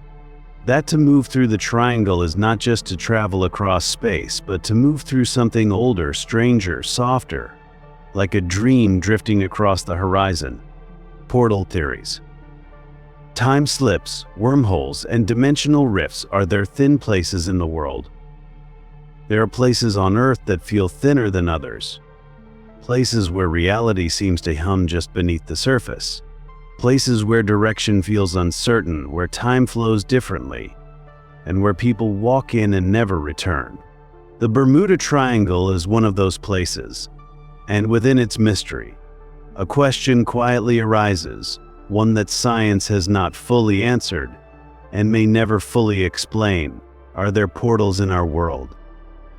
Not in the loud, glowing way we see in science fiction, but in quieter forms. Natural rifts, folds in space-time, soft warps in the fabric of the universe. Scientists don't dismiss the idea entirely. In fact, some theories in modern physics allow for it. Wormholes, closed time-like curves, quantum entanglements, they are not the stuff of fantasy. They are possibilities written into the mathematics of our reality. The only mystery is whether they exist in nature, and whether the Bermuda Triangle could be one of those thin places. Imagine the universe as a fabric, stretched, rippled, folding in places. Einstein's theory of general relativity tells us that space and time are not separate, but woven together into something flexible. And just as gravity bends light, intense energies might bend space itself. If two distant points in space-time were connected by a tunnel, what physicists call an Einstein-Rosen bridge, or wormhole, then travel between them could happen not by moving through space, but by bypassing it. You wouldn't cross a distance. You'd skip it. These ideas aren't fiction, they're equations. Wormholes have never been observed directly, but their possibility is accepted in theoretical physics. And if they can exist, might they be naturally occurring in some places? If the conditions were just right, magnetic fields, gravitational anomalies, even tectonic tension, could a region like the Bermuda Triangle host such a phenomenon? Not a fixed door, but a fleeting passage? A ripple that opens for moments, then closes again. Some researchers believe that what we call time slips may be linked to these ideas.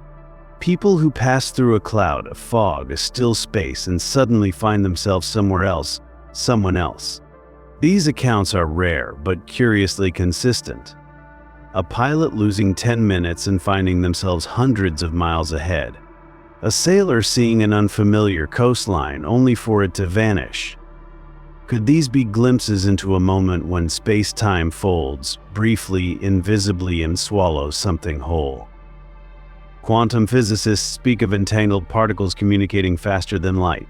Cosmologists ponder the existence of parallel universes layered beside our own. And string theorists imagine a multiverse where the boundaries between dimensions are not absolute. If any of these models are real, then perhaps what we think of as reality is just one layer. And in the Bermuda Triangle, that layer might be thinner. A veil, not a wall. There's an old term for this, a thin place. In Celtic folklore, it refers to places where the world feels more open, where the spiritual brushes close to the physical, where the edge between realms is porous. Maybe the triangle is a modern thin place, Not mystical, but physical. Not imagined, but measurable. If only we knew what to measure. We're often taught to see the world as fixed and knowable. Coordinates, clocks, and categories. But the triangle resists this. It feels fluid, unsettled, not because it's unreal, but because it may be more real than we know. Perhaps its mystery is not that things disappear, but that the rules of appearing and disappearing are more flexible here. Could a wormhole open within the Earth's magnetosphere, just long enough to take a vessel out of sync with time? Could electromagnetic forces tied to the deep sea floor activate strange alignments in the fabric of space? Could a combination of natural factors, geological, atmospheric, magnetic, combine to create temporary corridors, bending perception and reality? We don't have answers, only patterns. A history of vanishing, stories told in calm voices by people who expected a normal day, stories without panic, stories with quiet confusion, strange light, missing time, and silence. These aren't fiction. They're records. Radar logs, flight transcripts, echoes. And maybe that's the truth the triangle carries. Not that it is a fixed portal or a permanent wound in the earth, but that it reminds us how little we understand about place and time and self. That maybe reality is more flexible, more layered, more strange than we let ourselves believe. And that sometimes we brush against something beyond the veil. So we return to the question, soft as breath. Are there thin places in the world? Places where the sky turns inward, where time folds, where ships slip between coordinates, where compasses tremble not from failure but from being near something they cannot interpret. If so, the Bermuda Triangle is not broken, it's extraordinary, not cursed but rare. A quiet place where the rules falter, where the earth breathes differently, where the sky, for a moment, remembers a deeper path, the pulse of the earth. Magnetic anomalies, underwater volcanoes, and tectonic activity, what lies beneath may still be waking up. We often think of the earth as something still, stable, solid beneath our feet. But this is only an illusion born of surface living. Beneath the oceans, beyond our sight, the world is in constant motion. The seafloor heaves. Magnetic fields shift. Heat seeps up from deep within the planet's core. The Earth, in truth, is alive. And in places like the Bermuda Triangle, its pulse can be felt more vividly than elsewhere. The ocean here is not just deep, it is dynamic. The ground beneath the waves is restless. And some wonder if that restlessness may be speaking in vanishing acts. The Bermuda Triangle sits along the complex and volatile stretch of the Earth's crust. Near its eastern boundary lies the Puerto Rico Trench, the deepest point in the Atlantic Ocean. It plunges nearly 6 miles beneath the sea surface, a dark, cold wound in the seafloor. This trench marks the edge of a tectonic plate, and with that edge comes movement. Slow, trembling, unseen. The plates grind, shift, and sometimes fracture, releasing energy that stirs both sea and sky. When tectonic activity occurs deep underwater, it can trigger more than earthquakes. It can stir underwater volcanoes, massive mountains that breathe fire and gas from the belly of the earth. These volcanoes don't roar like those on land. They don't spew ash into the sky. They erupt silently, sending clouds of superheated water, gas, and molten rock into the sea. And with them may come pressure changes, magnetic fluctuations, and chemical clouds that alter the very behavior of water. Could such activity explain the mysteries above? Possibly. When the ocean floor moves, it changes the environment above it. A sudden tectonic shift could destabilize methane hydrates, unleashing vast clouds of gas. It could produce electromagnetic pulses, temporary surges in the magnetic field that confuse instruments. It could alter water density, affect sonar, and even create localized distortions that ripple through air and sea like invisible waves. And in the Bermuda Triangle, all these forces seem to coexist. Magnetic anomalies in the region have long been reported. Pilots have watched compasses spin. Sailors have recorded instruments that contradict each other. The Earth's magnetic field is not uniform, it ebbs and flows, shaped by molten metals beneath the crust and influenced by solar activity from above. In areas of tectonic tension, these anomalies can intensify.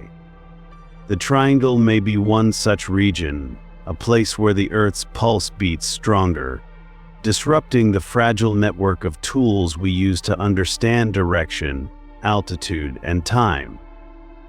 And what of the volcanoes that sleep beneath? Some geologists believe there are underwater volcanic fields in and around the Caribbean basin, massive and unmapped. These formations lie buried beneath layers of sediment, silent until provoked. When they stir, they don't always erupt outward. Sometimes they simply shift, releasing energy, heat, and magnetism in unpredictable ways. A ship sailing above may feel nothing but a breeze. A plane flying overhead may sense only a flicker, but the instruments know. They feel the pulse. They tremble, confused by a signal the human body cannot sense.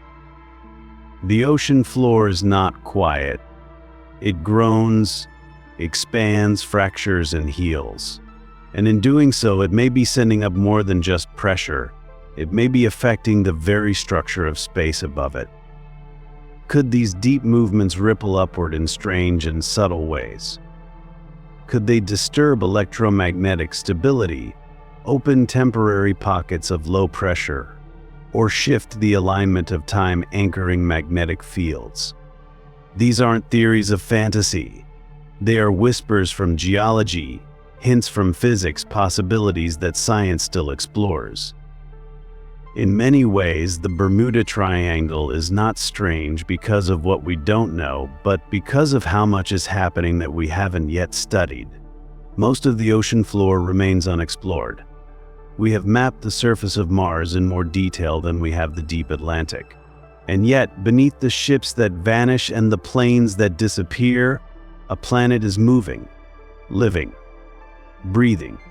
It is not malevolent. It is not haunted. It is simply active.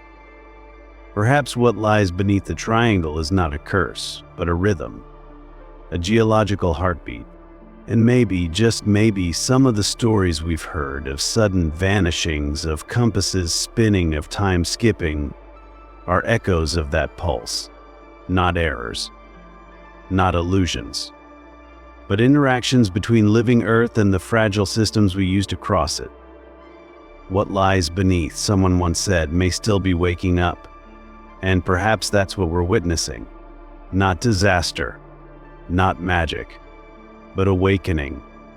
The sea floor rumbling softly, shifting slowly, releasing forces too deep and too quiet for us to understand, yet powerful enough to leave marks in the sky above. And in that thought, there is something oddly comforting. The Triangle, then, is not a place of monsters or myths, but a place where the Earth itself speaks in deep tones, where the forces that shaped our continents and guided our evolution still stir beneath the waves, not to harm, but to remind. The Atlantis Connection. Legends of a lost city beneath the waves, the Bimini Road, and underwater structures. There's something timeless about the sea. It cradles the beginning of the world and whispers of things long gone. Among the oldest of these whispers is the legend of Atlantis, a great civilization, advanced and radiant, that vanished beneath the waves in a single day and night. For thousands of years, people have searched for it. A myth, perhaps, but myths often carry truth, softened and reshaped by time. And in the Bermuda Triangle, some believe the truth still lies beneath the surface, waiting to be seen. The connection between Atlantis and the Triangle begins not with modern stories of planes and ships, but with an echo from ancient Greece. Plato, the philosopher, first spoke of Atlantis in his dialogues Timaeus and Critias. He described a vast island empire located beyond the Pillars of Hercules, which would place it somewhere in the Atlantic Ocean. According to his account, Atlantis was a marvel of beauty and knowledge, flourishing with architecture, technology, and spiritual depth. Then, suddenly it was gone, swallowed by the sea, lost to time. Many dismissed the story as allegory, a philosophical symbol, but others wondered, could Atlantis have been real? And if so, might it have sunk into the same ocean that now holds the Bermuda Triangle? In the 1960s, a discovery reignited this idea. Off the coast of Bimini Island in the Bahamas, divers found a strange formation beneath the shallow waters. Massive rectangular stones directed inward appeared to be a long, straight line. Some called it a road. Others saw a wall or part of a collapsed structure. The formation became known as the Bimini Road. To this day, it sits under crystal blue waters, drawing curiosity, debate, and mystery. Geologists say the stones are natural limestone shaped by erosion and aligned by underwater processes, but others aren't so sure. The shapes are too precise, the alignment too linear, the size too consistent. Could it be the remains of something human? Something built, not broken. A fragment of a city that once stood above the sea. Edgar Sayce, the so-called sleeping prophet of the early 20th century, famously predicted that remnants of Atlantis would be found near Bimini in the late 1960s. The timing of the Bimini Road's discovery led many to see it as confirmation. Case also spoke of energy crystals and power grids lost beneath the ocean, technologies beyond our current understanding, perhaps still active in hidden ways. In the context of the Bermuda Triangle, this raises curious questions. Could the disturbances above, the compass errors, the strange fogs, the time slips, be remnants of ancient forces? Some speculate that if Atlantis truly existed, its energy sources might have been powered by magnetism or crystals, systems now buried and forgotten, yet not entirely dormant. Could underground structures, deep chambers, or unknown machines be subtly influencing the waters above? Could we be flying through the ghost of a civilization? Touching the edge of something left behind? Even if Atlantis was never real in the literal sense, the metaphor remains powerful. A civilization swallowed. A golden age undone by nature. A warning. And what better place for that echo to remain than in the Bermuda Triangle, a space marked by silence and absence and awe. The ocean here is shallow in places but drops sharply in others. Trenches stretch deep and dark. Islands rise quickly from the floor, and coral reefs trace ancient shapes. Some sonar scans have revealed unusual features, rectangular depressions, odd symmetrical mounds, submerged walls. Most remain unverified, unexplored. The cost of undersea archaeology is high, and the risks are many. But the sea does not forget. It preserves more than it destroys. Whether the Bimini Road is man-made or natural, its presence stirs something in us. A longing for lost knowledge, a belief that greatness once fell and could rise again. The connection to Atlantis may not be scientific, but it is emotional, symbolic. And in a place already defined by disappearances, the thought of a city disappearing too feels at home. So we ask, what if Atlantis wasn't just an ancient story, but the first story of the Triangle? What if the energy, the mystery, the strange pull of this region comes not from modern accidents, but from something older, something buried and dreaming? A civilization swallowed, not forgotten, just hidden, stories passed down. Caribbean legends and indigenous tales. Long before compasses spun in pilots' hands, before radar screens blinked and search crews launched into the unknown, there were voices, quiet ones, ancient ones, telling stories not with instruments but with memory, with rhythm. with the hush of waves against wooden boats and the hush of warnings passed from elder to child. The people of the Caribbean, the islands now so closely tied to the mystery of the Bermuda Triangle, have lived beside this sea for generations uncounted. And long before the first modern tale of a missing vessel, they were already telling stories of a strange and watching ocean. Among the Taino, the indigenous people who once thrived throughout the Bahamas, Cuba, Hispaniola, and Puerto Rico, the ocean was not simply a body of water, it was alive. A being of moods and memory. A spirit that could grant life or take it, that whispered to the winds and stirred the sky. The Taino believed in beings known as semis, gods and ancestral spirits that lived in nature. Some dwelled in caves, others in rain, and many in the sea. When waters went still too long, when birds fell silent, the elders grew quiet. They spoke of times when the sea would open its arms, not to embrace, but to reclaim. Even in the oral traditions passed down through Afro-Caribbean communities, there are murmurs of strange waters. Places where boats vanish without reason, where lights dance in the sky above the waves, where time moves strangely, and the sea seems to breathe differently. Elders in small fishing villages speak of days when the ocean would go too calm, when its silence felt not peaceful but watching, a calm that pressed on the chest, a stillness that pulled. Some say there are places you simply do not sail, not because of charts or coordinates, but because of memory. Not your memory, but the sea's. The ocean listens, an old Bajan proverb says. The ocean remembers. These are not warnings born from science, they are feelings. Passed through stories, songs, pauses in conversations when the younger ones ask too much. They are shaped not to explain, but to honor. Even now, Caribbean mariners, those who navigate by instinct more than instrument, tell tales that drift very close to the Bermuda Triangle's heart. Lights beneath the water, sudden fogs, stars that vanish and reappear in the wrong place, currents that resist direction. One fisherman spoke of hearing music far offshore, soft, wordless tones carried by no wind. Another tells of seeing a ship, long vanished, float by in perfect silence, sails full with no breeze. These stories are not told for fame. They are offered quietly, with eyes on the water. And perhaps, in the end, these legends don't compete with science, they complement it.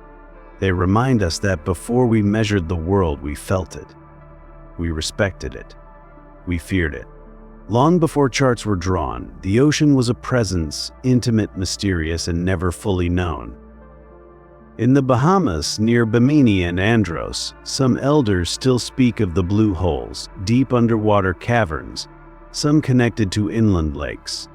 They're natural, yes, but the stories speak of spirits within them. Portals, maybe. Places where reality folds. Some believe that to dive too deep in those waters is to cross into something else, another world or another self. And could these beliefs be the earliest human echoes of what we now call anomalies? Is it possible that ancient peoples were simply describing in different language the same feelings that modern pilots and sailors report: confusion, loss of direction, strange sensations in the air? In Haiti, the lore of the sea god Agui tells of a spirit who rules over the ocean's depths. He is kind but commanding, granting safe passage only to those who show respect. He listens. He waits. And sometimes, if offended or disrespected, he withdraws the path entirely. Ships go off course. Winds die. Fog rolls in. It's a story, yes. But it asks the same question as the Bermuda Triangle. What happens when the ocean decides not to return what it takes? These traditions are not warnings in the scientific sense, but they carry weight. They are the memory of a place speaking through people. They are humanity's earliest attempt to understand what cannot be seen, but only felt. And maybe that's what the Bermuda Triangle truly is. Not a place of horror or hostility, but a place where the Earth's oldest memory is strongest. a place where the ocean still holds the voice of those who first knew it best.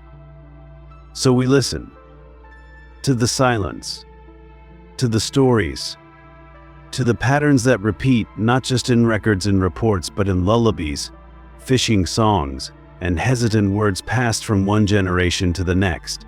Be still, the old ones say. Not everything that disappears is gone. Some things just return to the sea. The psychology of mystery. Why humans create stories around the unknown. Our minds need answers, even if none exist. When something disappears, it leaves a hole. Not just in the ocean, not just in the sky, but in the human mind. A plane that never lands. A ship that leaves no wake. A voice on the radio that goes silent mid-sentence. These are more than physical events, they are interruptions in our understanding of reality. And because we need reality to make sense, we begin to fill in the silence. Not with data always, but with story. It is not weakness. It is not superstition. It is something deeply human. When we face a mystery, our minds instinctively reach for patterns. We look for meaning in the absence. A missing ship becomes a ghost. A compass that spins becomes a sign. A stretch of ocean becomes a legend. And in places like the Bermuda Triangle, where absence is louder than presence, those legends find fertile ground. Psychologists call this tendency apophenia, the brain's natural habit of finding patterns in randomness. We are pattern-seeking creatures. It's what helped our ancestors survive. They saw the rustle in the grass and imagined a predator. They looked to the stars and saw gods. They listened to the wind and heard warnings. It is not foolishness, it is instinct. And in the absence of clear causes, we build narratives. Stories help us explain the unexplainable. They offer structure when reality seems to fall apart. In the case of the Bermuda Triangle, the losses are real. The disappearances documented. But the causes are often uncertain. That uncertainty is a gap the human mind is uncomfortable with. We would rather have an answer, any answer, than sit with a blank space.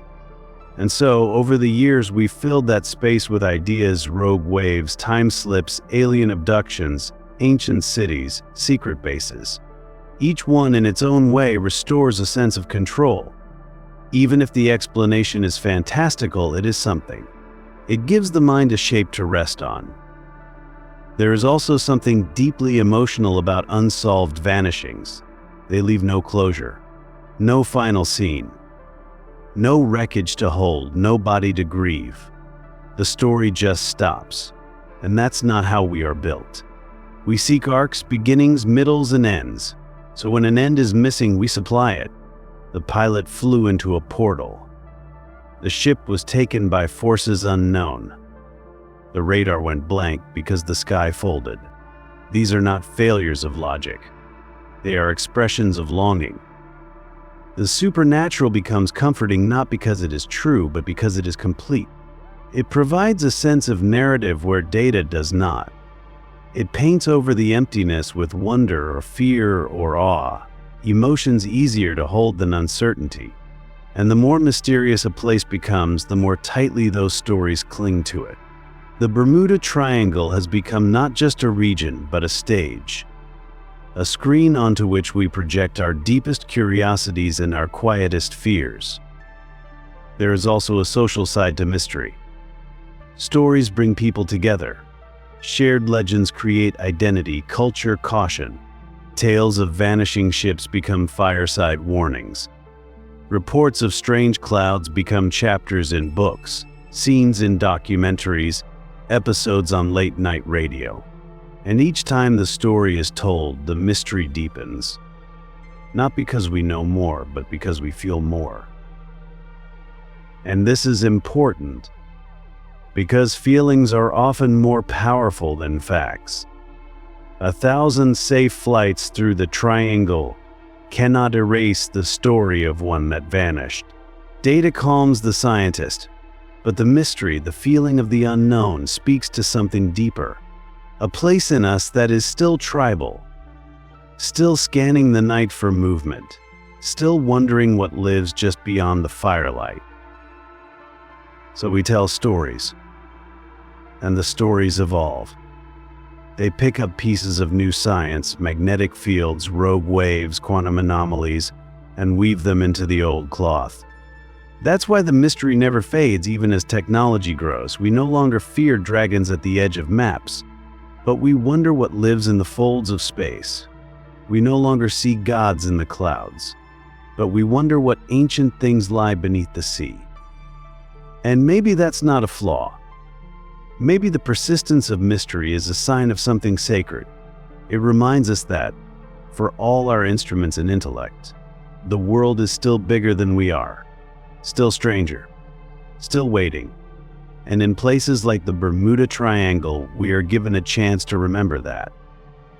The ocean does not explain itself. The sky does not offer closure, but our minds crave both. And so we create stories not to lie, but to make peace, to carry meaning through the fog, to speak even when the sea has gone quiet. Our minds need answers, the old saying goes, even if none exist. And in that need, in that reaching, we touch something eternal. Not truth always, but something just as powerful: wonder. Media and the mystery boom. The 1970s Bermuda Triangle craze. There are places the mind visits long before the body ever can. And for many, the Bermuda Triangle wasn't discovered through a compass or a map, but through a book, a headline, a whispered documentary. In the 1970s, the mystery of the Bermuda Triangle moved from mariners' tales and hushed reports into the spotlight of mass media. It became something larger than a location. It became a story, a phenomenon, a brand. And behind that transformation stood a man named Charles Berlitz.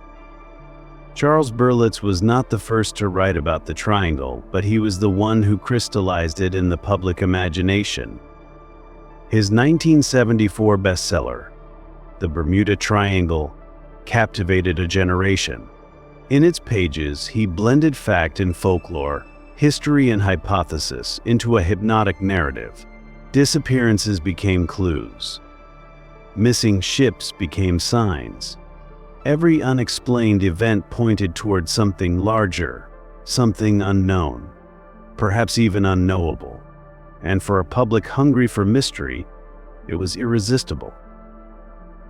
The timing was perfect.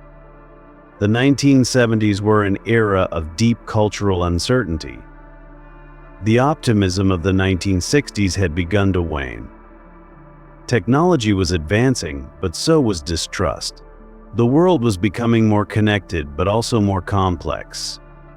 And into that uncertainty came the Bermuda Triangle, an open-ended riddle that seemed to defy everything we thought we knew.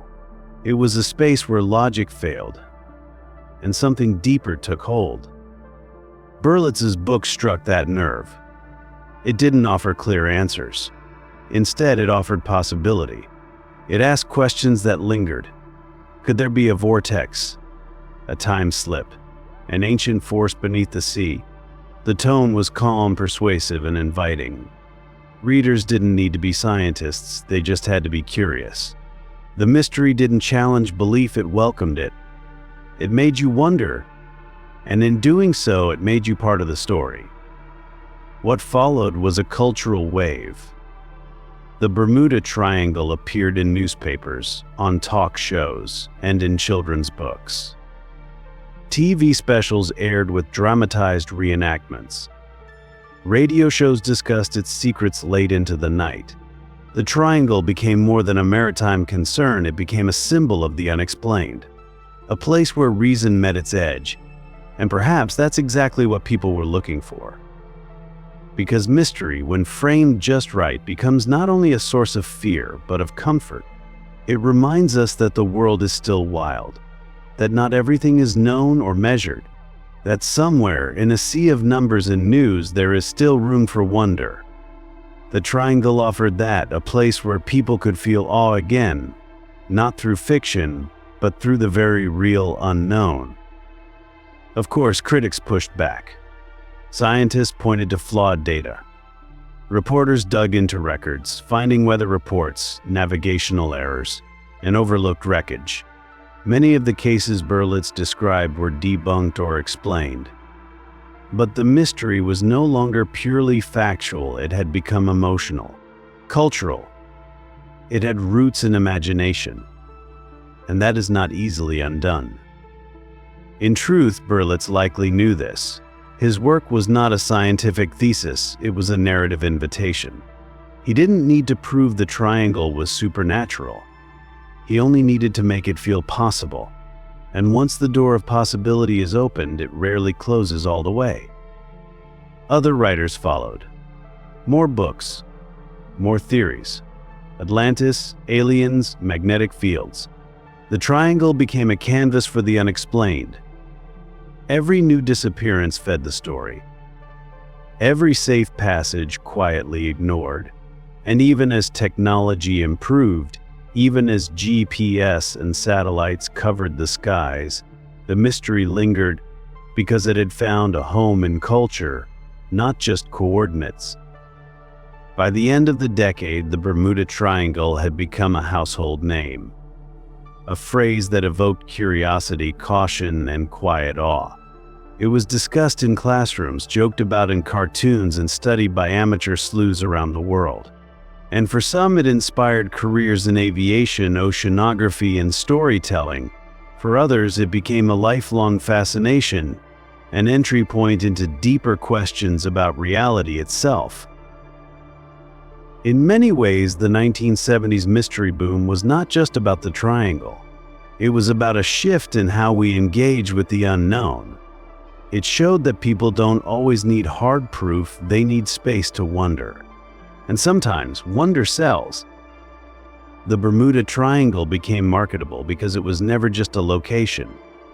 It was a feeling, a sense of unease wrapped in beauty, a question that followed you softly after the book was closed. And through Berlitz's words, through the media's echo, it became something bigger than itself, not solved, not settled, but present, a whisper in the culture. And perhaps that is its greatest power, not the disappearances, not the facts, but the way it holds our attention decades later with that same old question, what if? Government secrets? Area 51 of the ocean. Naval test ranges, sonar experiments. The ocean holds many secrets, but not all of them are ancient. Some are man-made, hidden not by nature but by design. And as stories of disappearances in the Bermuda Triangle grew, so too did whispers of something else beneath the surface. Not just rogue waves or magnetic fields, but operations, experiments, activity without explanation. And could it be that part of the triangle's mystery is not paranormal at all, but quietly, intentionally classified? The idea isn't new. In the same way that deserts give rise to myths of crashed saucers and secret aircraft, the sea gives rise to its own, submarines, sonar, and silent watchers. Some have even called the Bermuda Triangle the Area 51 of the ocean, a vast, remote space where strange things happen, and official answers rarely follow. But unlike the desert, the sea doesn't reveal its trails, it erases them. Within the borders of the triangle lie several known, and some suspected, military testing areas. One of the most prominent is the Atlantic Undersea Test and Evaluation Center, or ATEC. Located on Andros Island in the Bahamas, ATEC is a facility operated by the U.S. Navy. Officially, it exists to test undersea weapons, sonar systems, and submarine warfare capabilities. It includes deep water ranges, complex acoustic fields, and high security boundaries. It's not hidden, but it's not exactly advertised either. ATEC's location is no accident. The waters around Andros Island drop quickly into some of the deepest trenches in the Atlantic, This makes it ideal for submarine testing, torpedo trials, and stealth experiments. The surrounding sea is quiet, vast, and far from commercial traffic. And that makes it perfect not just for tests, but for secrets. Some believe that certain disappearances in the Bermuda Triangle may have been linked to classified naval operations. Could a plane or ship have unknowingly entered a test zone? Could a malfunctioning weapon or sonar pulse have disabled a vessel's systems? If such events did occur, would they ever be admitted? It's worth noting that the military's involvement doesn't have to be sinister to be significant. During the Cold War, the U.S. Navy conducted countless classified missions, including deep-sea surveillance and anti-submarine tracking. Some of these operations likely passed through or near the Bermuda Triangle. And if something went wrong, if a plane encountered a radar blackout, or if a submarine triggered an unknown event, it may have been easier to leave the mystery unsolved than risk exposure. There are also claims, difficult to verify, of unusual sonar interference in the triangle. Sonar waves are powerful. In certain frequencies, they can confuse marine life, damage instruments, or even affect human perception. Some speculate that experimental sonar arrays may have created the electronic fog pilots like Bruce Gernon described, not on purpose, but as an unforeseen side effect. Could that glowing tunnel in the sky have been something else entirely, a side effect of acoustic energy rising from the depths? Then there's the question of radar. Some regions of the triangle have long been known for strange radar interference. Flights go off-grid. Blips vanish mid-air. Could high-powered radio or microwave experiments be responsible? Could surveillance technology, designed to bend signals, be causing confusion in the skies? It's possible. After all, not everything hidden is paranormal. Sometimes the unknown is simply classified. Governments are slow to speak about accidents tied to sensitive programs. Pilots may be debriefed, silenced, or simply told that what they experienced was weather fatigue or malfunction. In the chaos of real-world operations, mistakes can be buried. And over time, a string of errors becomes a pattern. A pattern becomes a legend. But even if military testing does account for some of the Triangle's incidents, it doesn't explain all. Not the centuries of folklore. Not the ghost ships from long before submarines. Not the feelings, the strange shared sensations of timelessness and confusion. These still whisper of something older, deeper. Something the military might not be causing, but might be interested in. What if the government's presence in the Triangle isn't about what they're doing, but what they're watching? What if this region really is unusual, geologically, magnetically, energetically, and the Navy knows it?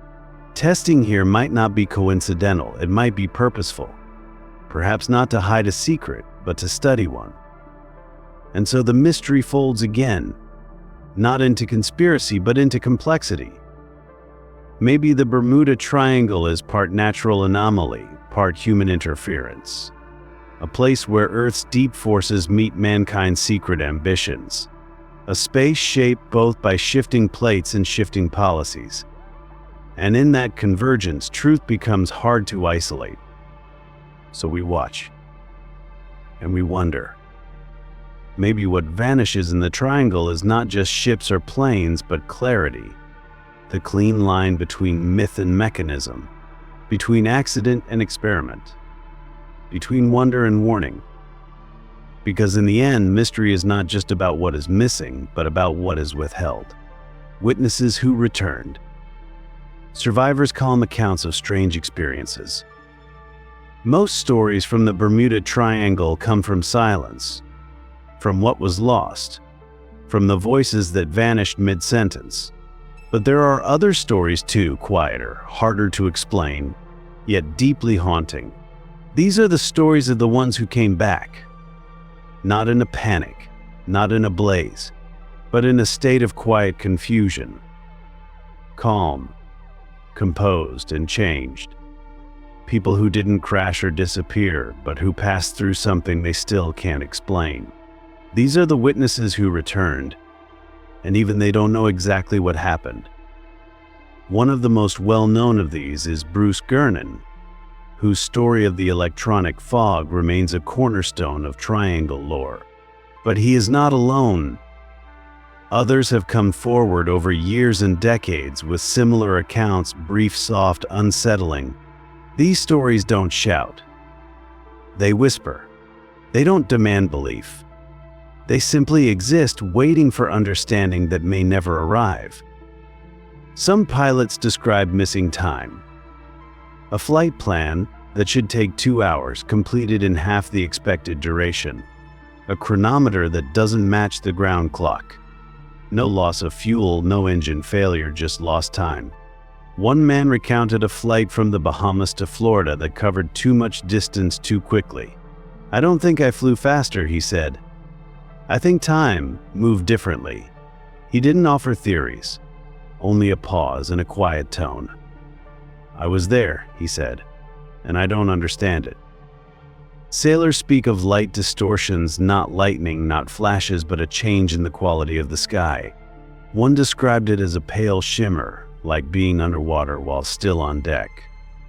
Another spoke of the moon appearing twice, one reflection on the water, and one in the air. A mirage, perhaps, but they swear it felt real. Everything looked normal, one witness said, but it didn't feel normal. The light felt wrong, like it wasn't landing in the right place. Many mention eerie calm, a silence that doesn't feel peaceful. Not the normal lull of open sea, but a pressing quiet. No birds, no wind, no engine hum even when engines are running, as if sound itself is being absorbed. One woman who experienced this while sailing with her husband near Andros Island described it as like being inside a vacuum. The instruments worked. The boat stayed steady, but everything around them felt heavy, slow, like we had stepped outside of something, she said. Like the world kept moving without us. Some of the most chilling accounts come from people who experienced disorientation while still in control. A pilot flying over the triangle reported that the horizon disappeared for several minutes. Not because of fog or cloud, but because everything around him turned an even shade of gray. The sky, the sea, all the same tone. "I couldn't tell which way was up," he said, "but the instruments said we were level. So I kept flying straight, hoping the world would come back. And eventually it did, but the feeling lingered."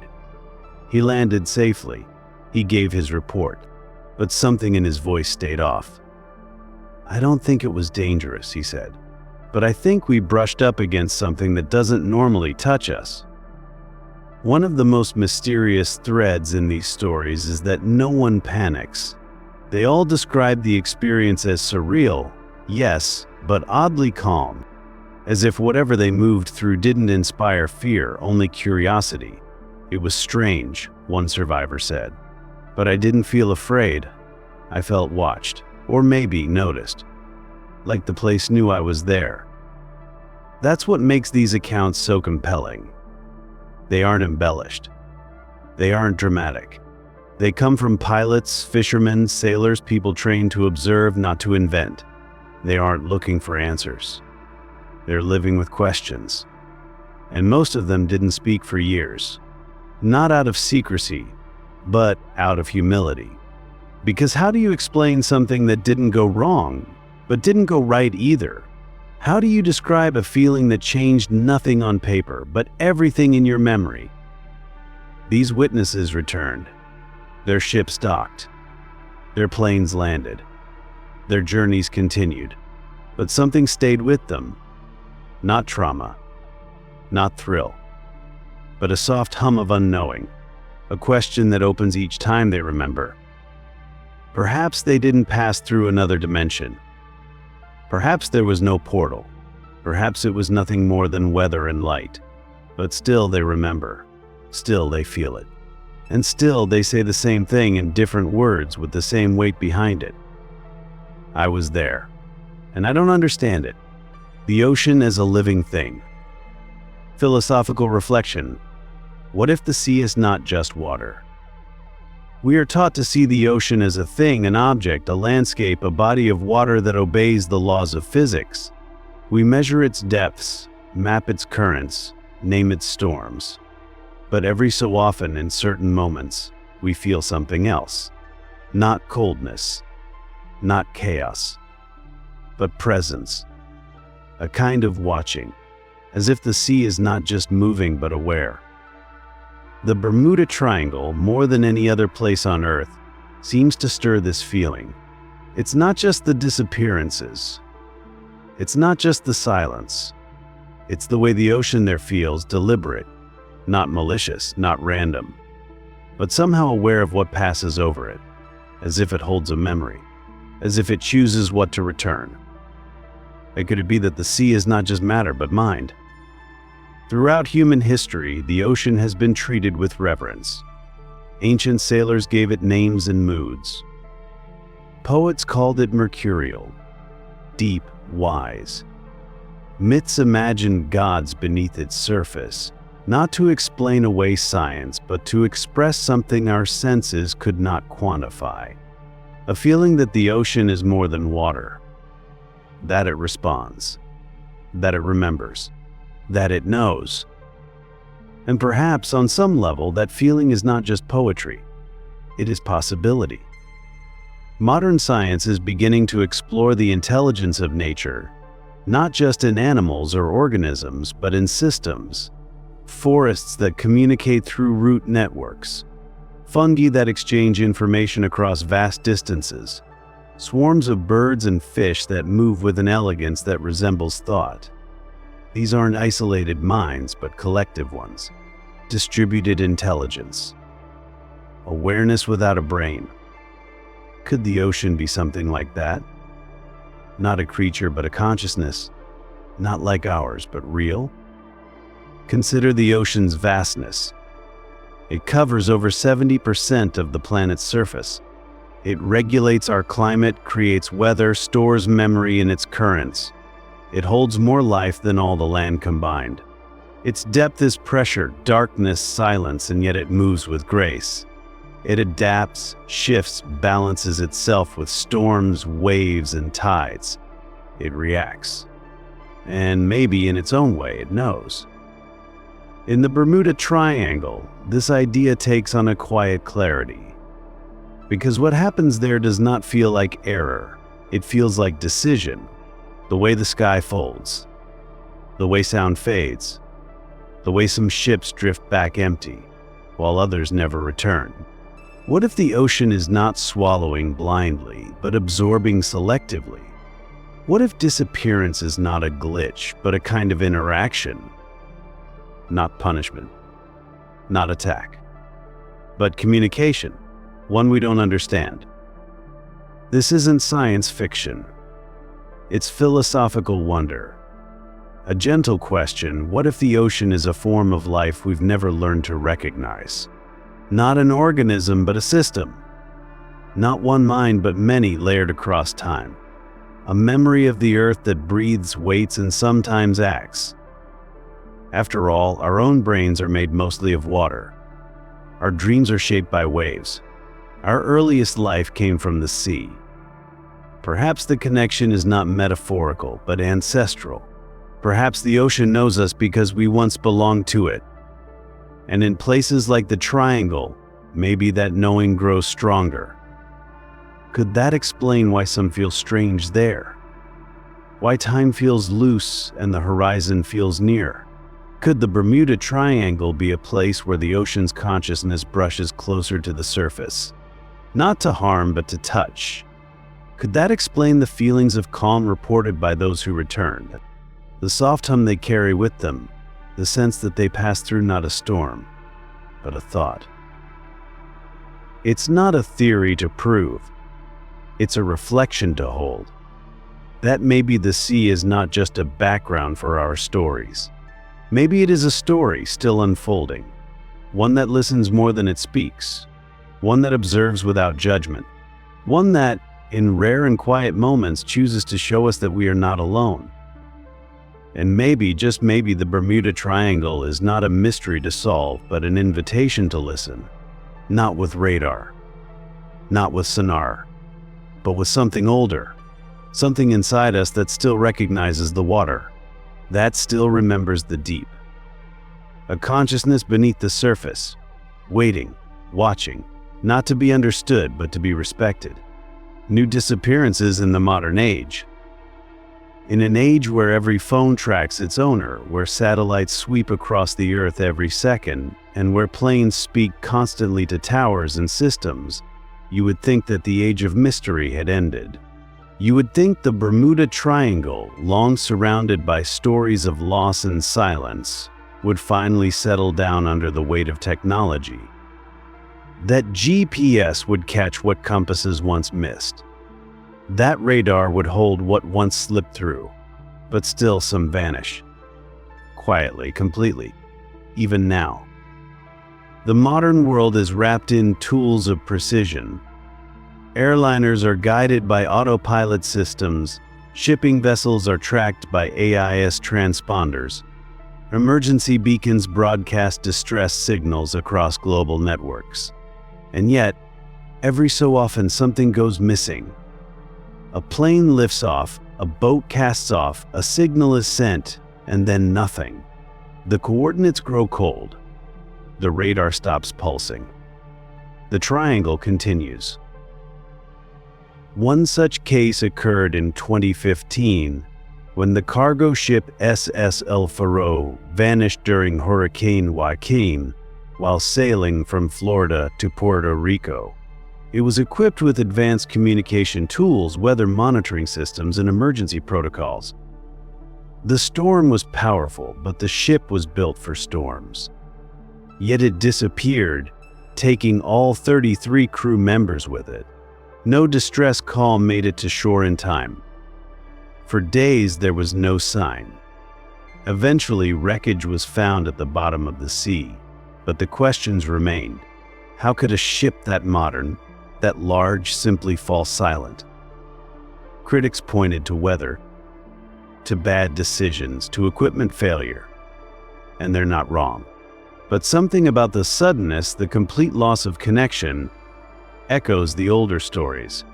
It wasn't the storm alone. It was the silence that followed. And there are quieter stories too. In 2008, a small Piper aircraft vanished on a flight from the Dominican Republic to the Bahamas.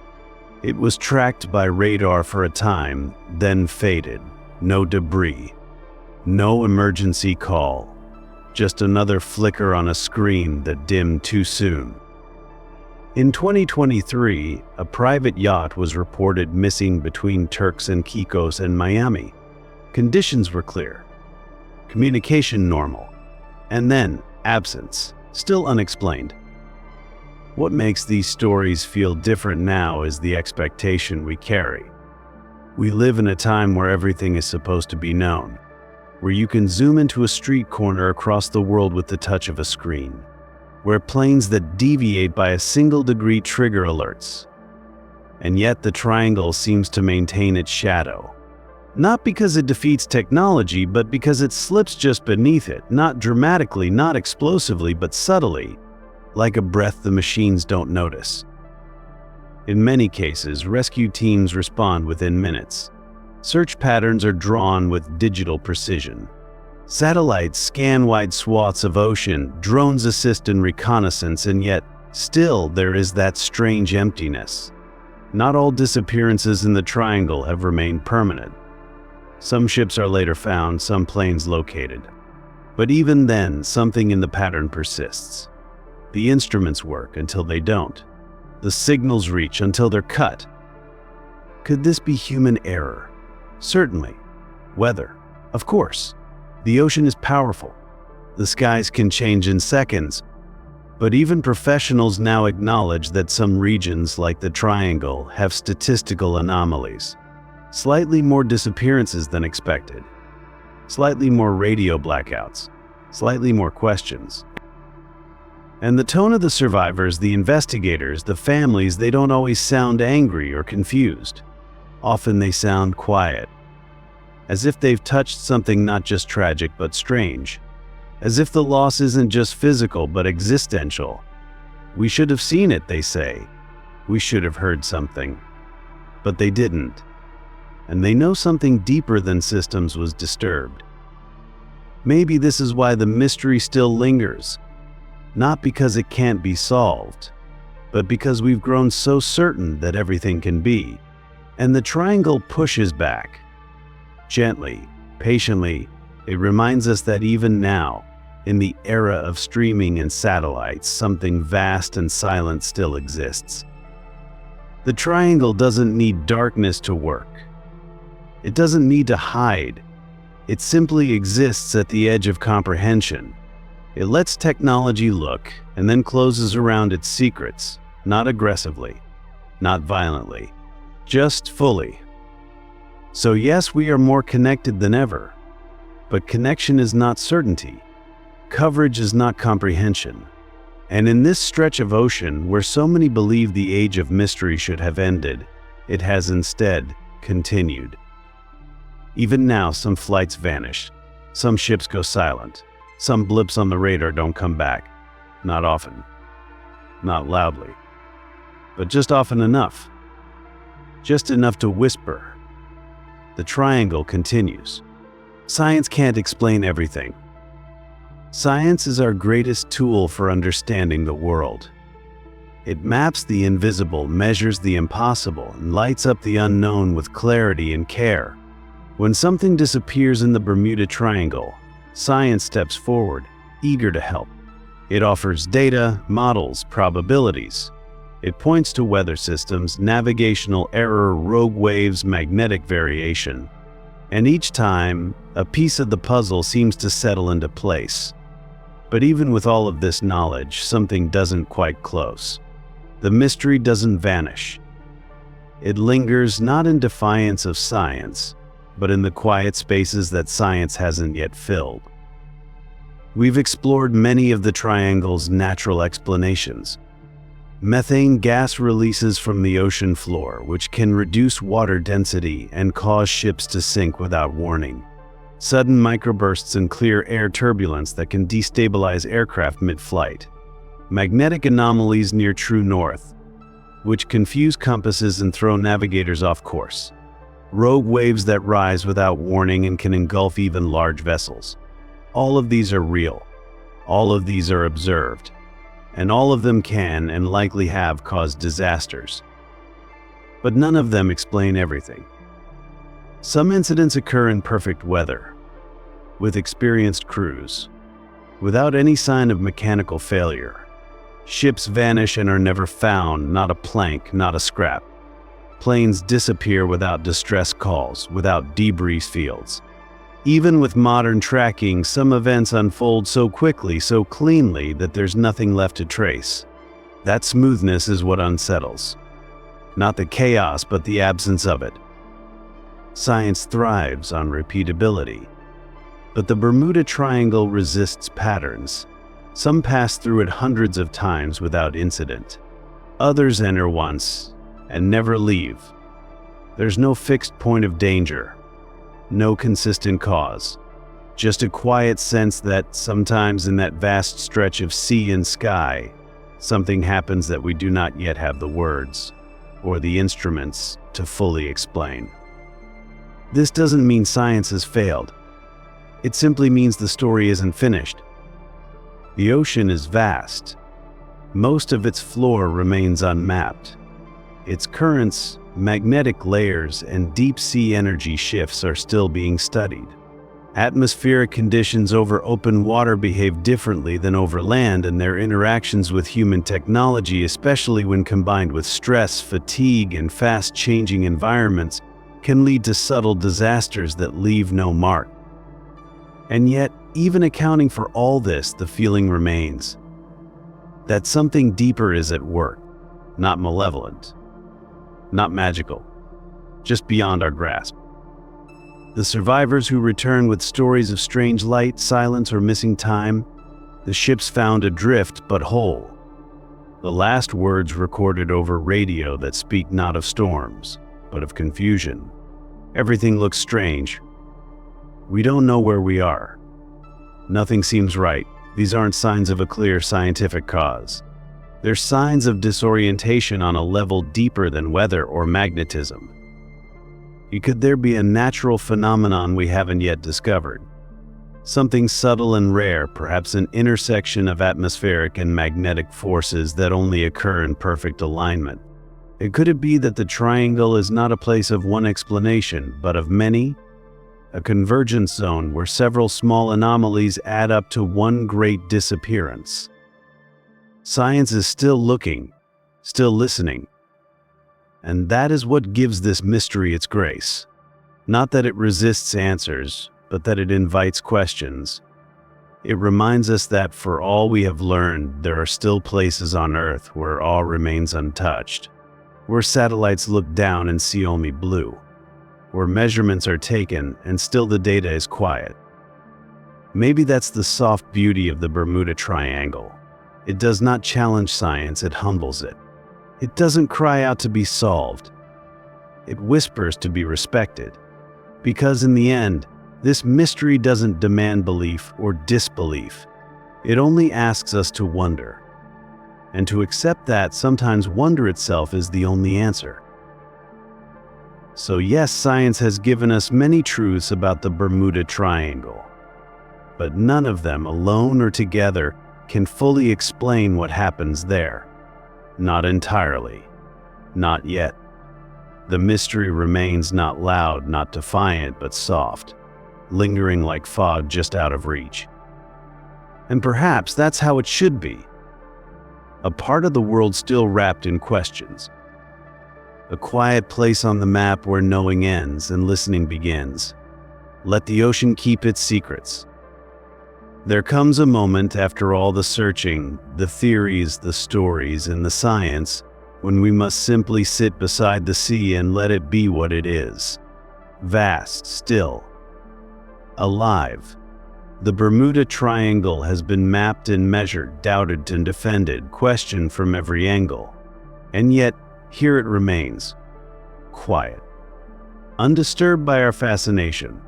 The ocean does not hurry to explain itself, and perhaps that is its greatest truth.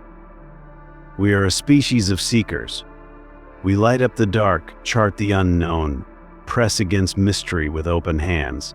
But some places press back, not with violence but with stillness. Not to scare us away but to slow us down, to remind us that knowing is not the only way to understand. That presence, wonder, and humility are also forms of knowledge. The Bermuda Triangle, for all its history and myth, may be less of a riddle to solve and more of an invitation, not to conquer mystery, but to dwell inside it. What if the triangle was never meant to give up its secrets? What if its purpose is not to reveal, but to reflect, to hold our stories, our questions, our awe, and return them gently like the tide? Perhaps it isn't hiding anything. Perhaps it is simply being what it has always been, a threshold. A place where reality feels a little looser, where time blinks, where direction softens. A place that humbles our certainty and honors our wonder. And maybe that's enough. We've listened to the accounts of missing time, silent compasses, eerie calm. We've explored the science, methane, magnetism, storms, sonar. We've walked through legend, theory, psychology, even dreams. And after all that, the triangle still sits quietly, unmoved. It doesn't defend itself. It doesn't offer proof. It just remains. Its stillness is its answer. Its silence, its signature. There is a strange comfort in that. In knowing there are still places on Earth where the unknown lives. Not loudly, not dangerously, but peacefully, softly. Some questions are not there to be answered. Some are there to remind us that not everything must be measured to be meaningful. Some questions are better left with the waves. So let the Bermuda Triangle be what it is. Not a puzzle to crack, but a presence to respect. Let it keep its disappearances, its legends, its long blue hush. Let it be a mirror for our curiosity, our need for meaning, our gentle hunger for the mysterious. Let it drift beyond the reach of certainty, where the sea stretches smooth and deep, and the sky folds softly overhead. Let the ocean keep its secrets. Because maybe the mystery is part of its beauty. Maybe the not knowing is the point. And maybe, just maybe, the triangle isn't asking us to solve it at all. It's inviting us to listen and to let go.